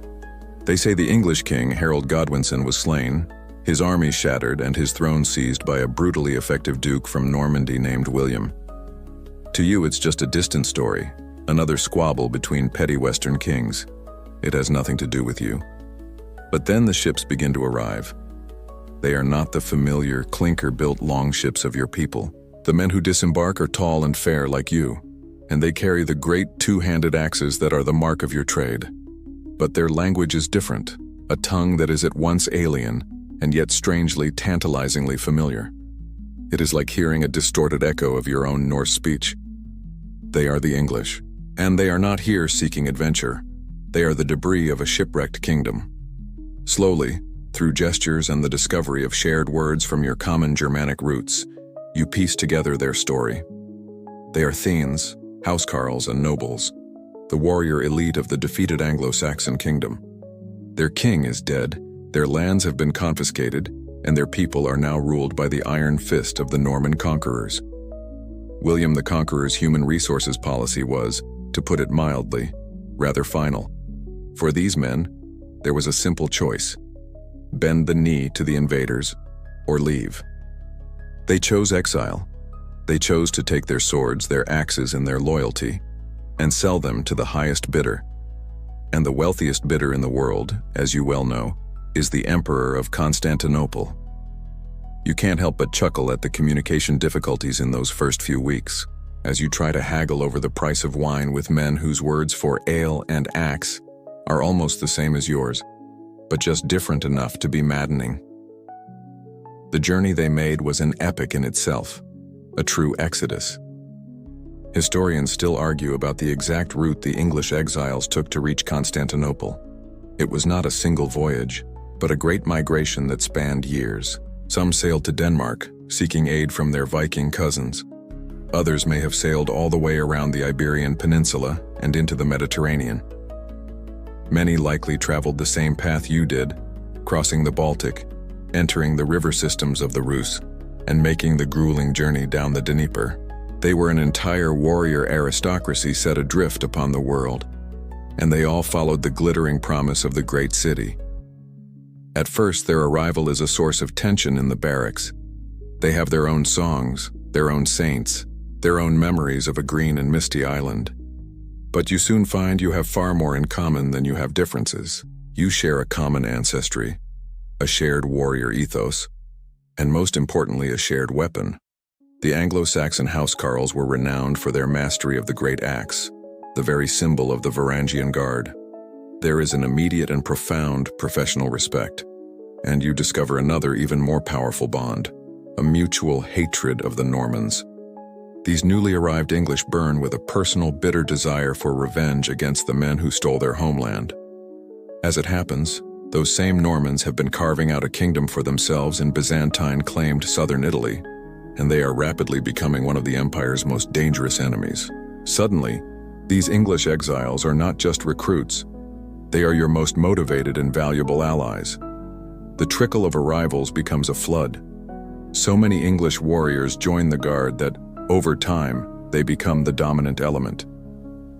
The sound of Old English becomes as common in the barracks as Old Norse. You start to hear them grumbling about the resonated wine and the oppressive summer heat, just as you once did. Their presence becomes so established that they are even granted permission to build their own chapel within the city, dedicated to their English saints. The name of the Guard itself begins to shift in some of the chronicles, from the Scandinavian Varangoi to the England Barangoi, the English Varangians. The brotherhood you have known your whole adult life is transforming. It is absorbing a new people, a new wave of dispossessed warriors. The Guard, born from a pact with the Russes, forged by Scandinavians, is now being reforged with an English heart. This new blood, hardened by defeat and hungry for vengeance, has arrived just in time. New and even greater storms are gathering in the west, and the Empire is going to need every last axeman it can find. The arrival of the English has changed the face of your brotherhood, infusing it with new blood and a fresh burning hatred for the Normans who now rule England and southern Italy. This new dynamic is put to the test sooner than you could possibly imagine. Your emperor, Alexios I Komnenos, is a shrewd and capable ruler, but he inherited an empire in crisis, its heartland in Anatolia almost entirely overrun by the Seljuk Turks. Desperate for elite troops, he sends appeals to the Pope and the rulers of Western Europe, requesting skilled mercenaries to help him reclaim his lost territories. What he gets in response is not the tidy, manageable contingent of professional soldiers he was hoping for. What he gets is the First Crusade. It begins as a disorganized flood. The first wave, the so-called People's Crusade, is a terrifying and pathetic sight. It is not an army but a massive, shambling mob of tens of thousands of peasants, poor townsfolk, and a handful of minor knights whipped into a religious frenzy. They arrive at the borders of the empire starving, destitute, and utterly undisciplined. Your first duty related to these newcomers is not to fight alongside them, but to contain them. You and your comrades are deployed to the frontier to police them, to keep them from pillaging Byzantine towns for food, and to hastily escort them across the Bosphorus into Turkish territory, where they are promptly and predictably massacred. Their lack of discipline, their filth, and their fanaticism are appalling. They make your own rough and ready barrack seem like a center of refined courtly etiquette by comparison. Then the main armies arrive, and you realize the first wave was just a chaotic prelude. Thousands upon thousands of Western knights, the Frankish heavy cavalry that is the most formidable military force of the age, set up vast camps outside the city's land walls. They come from France, from the German lands, and to the quiet, simmering rage of your English comrades from Normandy. These are supposed to be your allies, holy warriors on a sacred mission. But as you watch them, you begin to wonder about the Byzantine definition of an ally, as it seems to include a great deal of threatening postures and casual looting. You stand on the Theodosian walls looking down at their sprawling tent city, and you sense the profound cultural chasm that separates your worlds. To you, a servant of a 1,000-year-old empire, these Franks are arrogant, unwashed, and barely civilized brutes, obsessed with petty feudal titles and driven by a dangerously simplistic piety. To them, you are a part of the decadent, effeminate, and treacherous Greek world. Your Christianity suspect, your motives inscrutable. They look at your magnificent city not just with awe, but with a raw, envious greed. From your position within the palace, you get a sense of the emperor's utter dismay. Historians still argue about the true motivations of Emperor Alexios I in requesting Western aid. Did he really want this? Or did he ask for a scalpel and receive a sledgehammer, an uncontrollable armed pilgrimage that was now camped on his doorstep, threatening to smash everything? Your primary role becomes managing this crisis. You are the city's immune system, deployed to keep these dangerous foreign bodies in check. You patrol the markets to prevent brawls, you stand guard on the walls to deter any thoughts of an assault on the city, and you act as a constant, intimidating reminder that while the Crusaders are guests, they are guests in a house with very big, very sharp dogs. The most tense moments come when the Crusader leaders are brought into the palace to negotiate with Alexios. Your English brothers clench their jaws as they see the Norman lords stride into the hall, men who are the cousins and brothers of those who stole their lands. The most dangerous of them all is Bohemond of Taranto, a Norman prince from southern Italy and a long-time sworn enemy of the empire. He is cunning, ambitious, and utterly untrustworthy, the kind of man you'd want to count your fingers after shaking his hand. During these audiences, you have a special role. You are not just guards, you are political theater.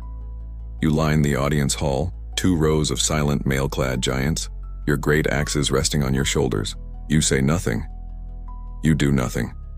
You simply stand there, an impassive wall of lethal potential. As Bohemond and the other proud, arrogant Frankish lords are pressured to swear an oath of fealty to the emperor, to promise that they will return any conquered imperial lands to him, your presence is a key part of the negotiation. Your silent menace is the emperor's unspoken threat, a clear message that their lives depend on his goodwill. Eventually, the emperor, through a masterful combination of bribes, flattery, and thinly veiled threats, succeeds in getting the oaths he needs. One by one, the Crusader armies are ferried across the Bosphorus. A collective sigh of relief seems to ripple through Constantinople. You have weathered the storm. The crusade is now Asia's problem. But the experience leaves a bitter taste. You have learned that the greatest danger to your world may not come from the East, but from your supposed allies in the Christian West. It is a lesson that the empire will not have the luxury of forgetting. The uneasy encounter with the First Crusade has passed, but the Western threat it heralded has not. The Normans, those ambitious and aggressive descendants of Viking raiders who have carved out kingdoms in France, England, and now southern Italy, are on the move. They are like those relatives who come to visit, overstay their welcome, and then try to steal the family silver. Their leader, Robert Guiscard, a man whose name sounds more like a fussy wine merchant than a hardened warlord, has landed an army on the Balkan coast of the empire. He intends to carve out a new kingdom for himself at the emperor's expense. Emperor Alexios I Komnenos gathers his army and marches to confront them at the fortified coastal city of Dyrrhachium. For you, this is more than just another imperial campaign. If you are one of the new English majority within the Guard, this is the day you have dreamed of. Across the field are the sons and brothers of the very men who conquered your homeland at the Battle of Hastings 15 years earlier. This is not a battle for Byzantine territory. This is a blood feud. This is your chance for revenge. The two armies deploy on a flat coastal plain, the Adriatic Sea shimmering at your backs. The Byzantine force is a patchwork of different units: native Greek spearmen, Turkish horse archers, and various Balkan mercenaries. But the anchor of the line, the elite fist of the army, is you. The Varangian Guard is positioned on the right flank, a solid 1,000-man block of heavy infantry, ready to meet the main enemy assault. The Emperor himself commands from the center, knowing he can rely on your discipline and ferocity to hold the line. The battle begins with the sound of 100 Norman war horns. Across the field, the enemy's main weapon begins to move. A solid wall of heavily armored knights lowers their lances and spurs their great war horses into a charge. The ground begins to tremble. It is a terrifying and magnificent sight, a tidal wave of steel and horseflesh. They crash into the Byzantine center and left wing, and parts of the Imperial line begin to buckle and break under the immense pressure. But your flank holds. The Norman knights charge your wall of shields and are met with a forest of axes. Horses scream and fall. Knights are dragged from their saddles and hacked to pieces. You repulse them. You stand unbroken, And then you see it. The Norman cavalry opposite you, battered and bloodied, seems to lose its nerve. They turn their horses and begin to fall back in what looks like a disorganized retreat. A wild, exultant roar erupts from your ranks. This is the moment. All the years of exile, all the bitter memories of your stolen homes and your slain king, all the pent-up rage boils over. You see your hated enemy running, and your discipline, for the first and perhaps only time in your history, shatters. Historians still argue whether your subsequent charge was a spontaneous act of vengeful fury or a catastrophically misunderstood order in the din of battle. Was it the red mist descending upon 1,000 vengeful Englishmen, or was it a simple tactical error? In the end, the reason doesn't matter. You break formation. With a collective scream of rage, you surge forward, a disorganized wave of axemen chasing the fleeing Normans across the field, intent on slaughtering them to a man. And then, the trap is sprung.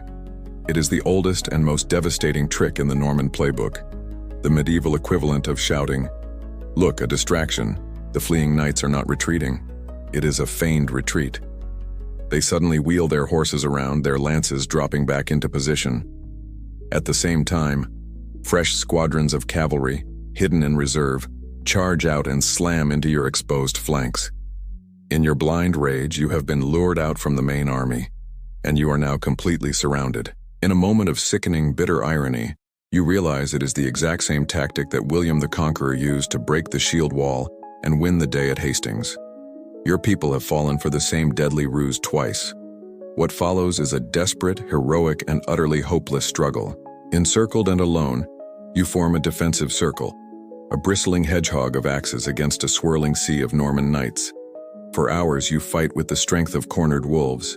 You inflict horrendous casualties, your great axes cleaving through helmets and hacking the legs off horses. But for every Norman you cut down, 2 more seem to take his place. Your stamina begins to fail, your ranks thin, and the circle shrinks. By the end of the day, the Varangian Guard has been effectively destroyed. Your unit is annihilated on the field. A few, perhaps including yourself, wounded and exhausted, manage to fight your way to a nearby church and barricade the doors. But the vast majority of your brothers lie dead on the plain of Dyrrhachium. With the anchor of his army gone, the Emperor's remaining forces collapse and the battle becomes a catastrophic defeat. You have had your revenge, but the price was your own destruction. Your valor was legendary, but your rage was a fatal flaw your cunning enemy knew how to exploit. The Guard will be rebuilt. New recruits will arrive from the north, but the lesson of this tragic day will be seared into its memory. Passion, you learn, can be just as deadly as any sword. A century passes. The memory of the disaster at Dyrrhachium has faded from a raw wound into a cautionary tale told to new recruits. The Guard has been rebuilt, its ranks still filled with the sons and grandsons of the English exiles, supplemented by a steady stream of Danes and other Northmen. You are the heir to this long, proud, and tragic tradition. You have stood the same watches, sworn the same oath, and wielded the same great axe as the men who came before you. And now, history rhymes. Once again, a massive army from Western Europe is camped outside your city's walls. But this time, there is no pretense of an alliance. This time, they have come to kill you and to take your city. This is the Fourth Crusade. An army that was supposed to sail for Egypt to fight the Saracens has, through a series of breathtakingly cynical maneuvers, ended up here, at the gates of the largest Christian city in the world, acting as a collections agency for the Republic of Venice. It's like a group project where the team keeps changing the objective and has now decided the best course of action is to burn down the library. The politics that led to this moment are a tangled mess of deposed princes, broken promises, and crippling debt. But for you, standing on the battlements of the Theodosian walls, the situation is brutally simple. The Franks are here, they are angry, they haven't been paid, and they intend to take their payment from the city's bones. The irony is so thick you could choke on it. An army bearing the cross has come not to save Christendom but to cannibalize it. Your enemy is a formidable combination of forces. There are the Frankish knights, thousands of them, the best heavy cavalry in the world. And then there is the Venetian fleet, a vast armada that controls the seas and allows the Crusaders to attack from any direction. The mastermind of this entire enterprise is perhaps the strangest foe you will ever face. Enrico Dandolo, the Doge of Venice. He is over 90 years old and has been blind for decades, yet he is clad in full armor. His mind is sharp and ruthless as a razor. A useful piece of life advice might be to never underestimate a nonagenarian in a suit of armor who holds a grudge. He is the city's greatest commercial rival, and he has now expertly steered a holy war into a hostile corporate takeover. The siege is relentless. They attack the mighty land walls, but your defenses hold. The true danger comes from the sea. The Venetians, in a stroke of diabolical genius, have modified their ships, building huge siege towers on their decks. They sail them right up to the seawalls along the Golden Horn, the tops of their towers looming over your own battlements. You and your fellow Varangians are rushed to this critical sector.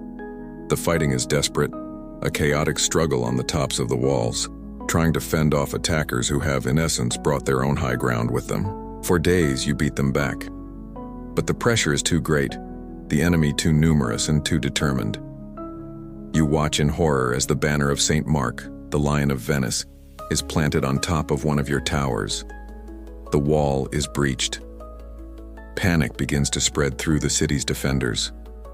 And in this moment of ultimate crisis, your emperor, a usurper named Alexios V, does the unforgivable. He gathers what treasure he can carry and flees the city in the dead of night, abandoning his people and his capital to their fate. The city is now leaderless. The regular army dissolves, the soldiers deserting their posts to try to save their own families. In the vast, terrified city, only one disciplined, cohesive fighting unit remains: the Varangian Guard. You are all that is left. You and your English and Danish comrades are the last line of defense. The debate that rages among historians: was this sack motivated by greed, religious schism, or political revenge, is meaningless to you. All you see is a ravenous wolf pack about to descend upon everything you are sworn to protect. You retreat from the collapsing walls and make your last stand in the streets and squares around the palace complex. You form the shield wall, the ancient tactic of your ancestors, a solid, immovable object in the path of the Crusader flood. The fighting is brutal, street by bloody street, a hopeless struggle against overwhelming odds. Armored knights charge your lines on horseback, and you grimly chop the legs out from under their mounts, dragging the riders down to be dispatched with an axe blow to the helmet. You are fighting now, not for a long-fled emperor, but for the city itself, for the idea of Miklagard. The profound, bitter tragedy of the moment is not lost on you. You are fighting to the death to protect the capital of Eastern Christendom from the soldiers of the cross. But it is hopeless. There are too many of them. Your shield wall is flanked, your numbers are whittled down, and your strength finally fails. You are broken. What follows is 3 days of horror that will scar the conscience of the world for 1,000 years. The Crusaders pour into the city and unleash an orgy of destruction. They loot the churches, melt down ancient statues for coin, desecrate the altars, and steal the holy relics you once guarded with your life. Miklagard, the city of world's desire, the glittering center of your universe, is being violated and murdered before your eyes. You are a survivor, a witness to the apocalypse. The great dream has ended in a nightmare of fire and sacrilege. You survived. By some miracle of strength, luck, or sheer stubbornness, you made it through the final hopeless battle in the streets and the 3 days of horror that followed. But the city you were sworn to protect, your Miklagard, did not. It is now a broken, bleeding husk, ruled over by a so-called Latin emperor, a Frankish knight who sits uneasily on the throne of Constantine, his rule enforced by the greedy Venetian fleet that holds the harbor. The great palace is a looted shell. The churches are desecrated and the soul of the city has been ripped out. For you and the other shattered remnants of the Varangian Guard, there is a choice. You are the finest heavy infantry in the world, and the new Latin emperor would surely pay a fortune to have you as his guards.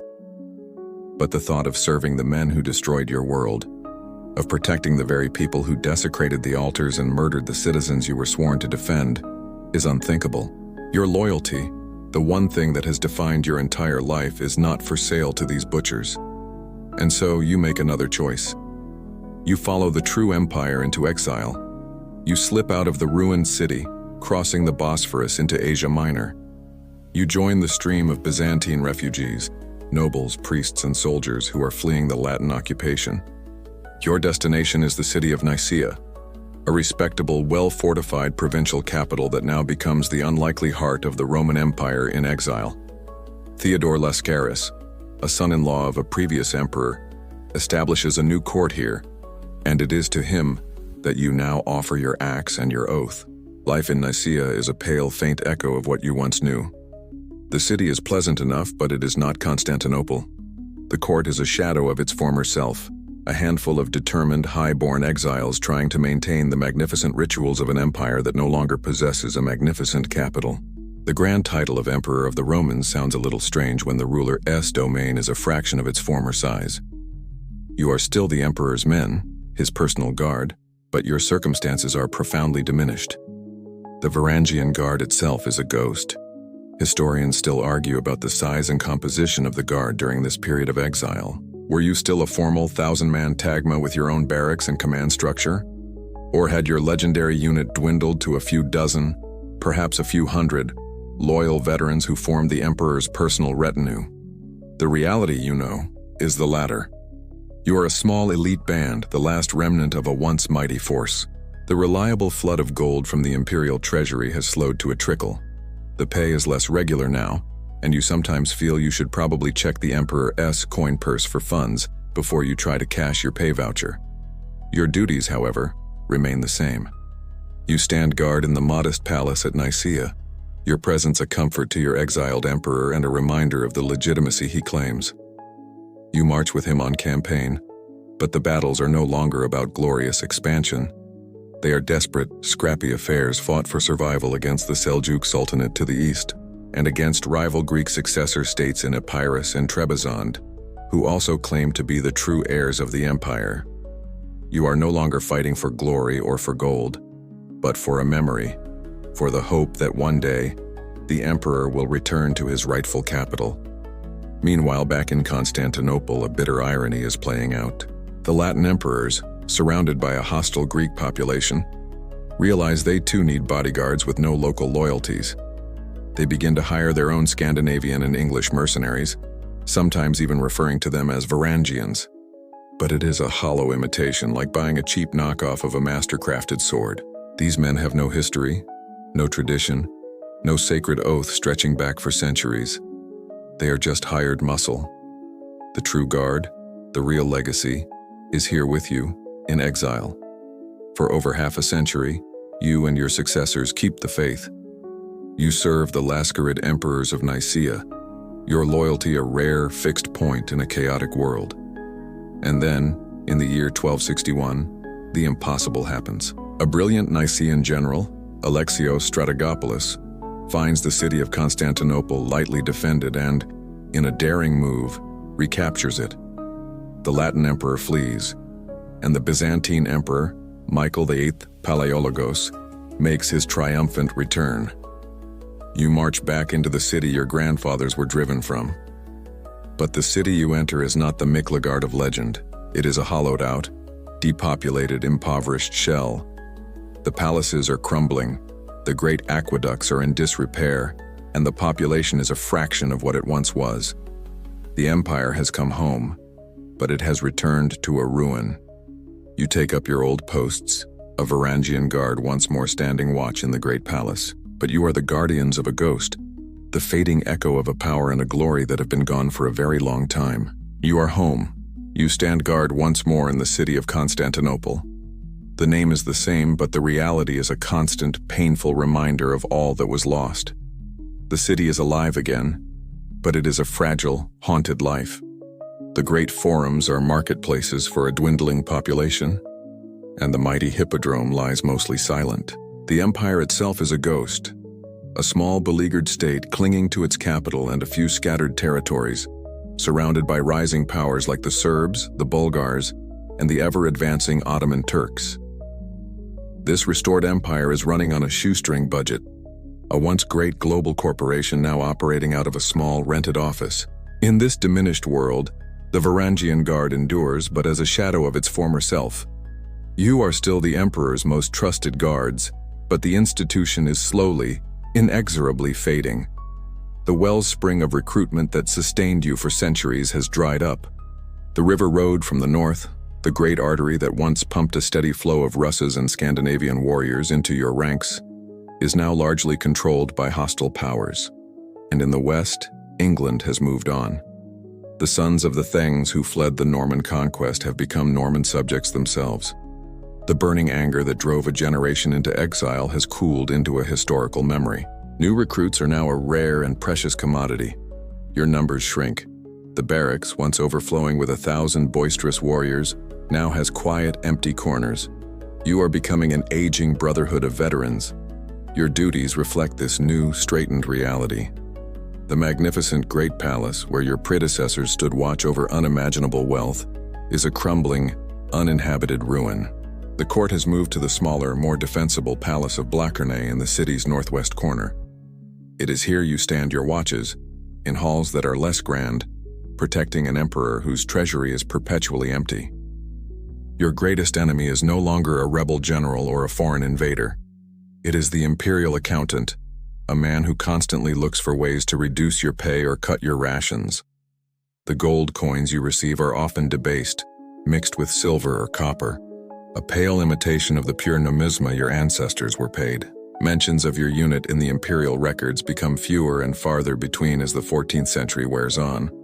You fade from the front lines of history into the ceremonial background. One of the last detailed descriptions of your duties comes from a court manual written in the mid-1300s. It describes the elaborate rituals of the imperial Christmas court, a poignant attempt to recapture the lost grandeur of a bygone era. And you are there, the Varangian Guard, an ancient and honored part of the ceremony. But your role is not that of fearsome warriors. Your duty, the text says, is to stand on either side of the throne, and at a specific moment in the proceedings, you are to step forward and acclaim the emperor, wishing him many years. The manual even notes that you shout this greeting in your own language, which the author calls gule, his attempt at writing down the word English. Think of the journey. You began as terrifying shock troops, as kingmakers, as the savage acts that enforced the emperor's will, and you are ending as a ceremonial honor guard, whose primary function is to offer holiday greetings in a foreign tongue. It is a dignified, but sad, final act. And after these last few ceremonial mentions, you simply vanish from the historical record. The great unanswered question that historians still debate is how exactly did the Varangian Guard end? There was no final, glorious battle. There is no record of a formal disbandment. The last act simply falls in silence. Several theories exist. Perhaps the Guard just faded away. As the old veterans died, no new recruits arrived to take their places, and the unit simply dwindled until it ceased to exist. Or perhaps in a moment of extreme financial crisis, one of the late emperors was forced to formally dissolve his most expensive regiment, paying you off with a final meager purse of silver. A third theory is that you simply assimilated. After generations in the city, your English and Danish families had intermarried with the local Greeks. Your children grew up speaking Greek as their first language. You were no longer outsiders. You simply melted into the general population of the city, your distinct identity lost to time. Whatever the cause, the result is the same. By the early 15th century, the Varangian Guard is gone. When the final desperate siege of Constantinople begins in 1453, when the last emperor Constantine the Palaiologos makes his heroic last stand against the overwhelming armies of the Ottoman Sultan Mehmed II, there is no mention of the Varangian Guard at his side. The long watch is over. The axe has been hung on the wall for the last time. The great saga that began with a whisper of gold on a northern river ends not with a bang but with the quiet closing of a history book. And so, the story ends. It began with the creak of oars on a cold gray river, with a young man's dream of a city paved with gold. It followed that dream south into the heart of a glittering 1,000-year-old empire. We stood with that man as he was forged into a new kind of warrior, as he swore an oath of loyalty, and as he took his place in a brotherhood of exiles. We felt the heat of a Sicilian sun, the terror of a Norman charge, and the immense weight of a kingmaker's power. And we have watched in the end as that brotherhood and the very empire it served faded slowly into the mists of history. The great river of their saga has finally flowed into the endless ocean of the past. But what is left behind? What is the legacy of these axemen from the north? Their story endures, etched into the memory of the world in three distinct ways. First, it is written in stone, back in the cold lands from which they came. The Greece runestones are their most personal and poignant epitaph. They do not speak of imperial strategy or political intrigue. They speak of a son named Holmi, a brother named Svein, of the mothers and fathers and wives who mourned them. They are a testament to the profound human impact of this centuries-long migration of warriors. Each stone is a confirmation that a life spent in the service of a foreign emperor was a life of honor, a story worthy of being told to the generations to come, a name that was not to be forgotten. Second, their legacy is immortalized in the sagas, the great oral and written traditions of their own people. This is how the Varangians saw themselves. In the saga of Harald Hardrada, they are not just mercenaries. They are epic heroes, adventurers on a grand stage wrestling with fate and ambition. The sagas are not objective history. They are heroic literature filled with drama, daring escapes, and mountains of gold. They are the story the Varangians told themselves, a narrative of boundless opportunity, where a penniless exile could, through strength and cunning, return home to claim a crown. Third, their story is preserved in the chronicles of their employers, the Byzantines. In the writings of court historians like Michael Sellos and the Princess Anna Komnene, we see the Varangians from the other side. Here they are, the axe-bearing barbarians, terrifying in their ferocity, but praised above all for one quality: their invincible loyalty. The sophisticated, often cynical Byzantines who trusted no one learned to trust these strange giant men from the north implicitly. Even as they admired them, of course, they likely never stopped seeing them as useful, if perhaps slightly smelly savages, whose simple, transactional loyalty was a refreshing, if brutish, change from the norm. Their legacy might even persist in one of the empire's most enduring symbols. Some have theorized that the famous double-headed eagle representing the empire's gaze over both east and west was a symbol closely associated with the guard displayed on their banners and equipment, a constant visible reminder of the imperial power they projected. But what was their ultimate impact on the empire they served for so long? This is a question historians still debate. Were they a vital stabilizing force, a Praetorian Guard whose unshakable loyalty protected emperor after emperor from the endless cycle of coups and civil wars, thereby prolonging the life of the empire by centuries? Or was their very existence a symptom of a fatal disease within the Byzantine state?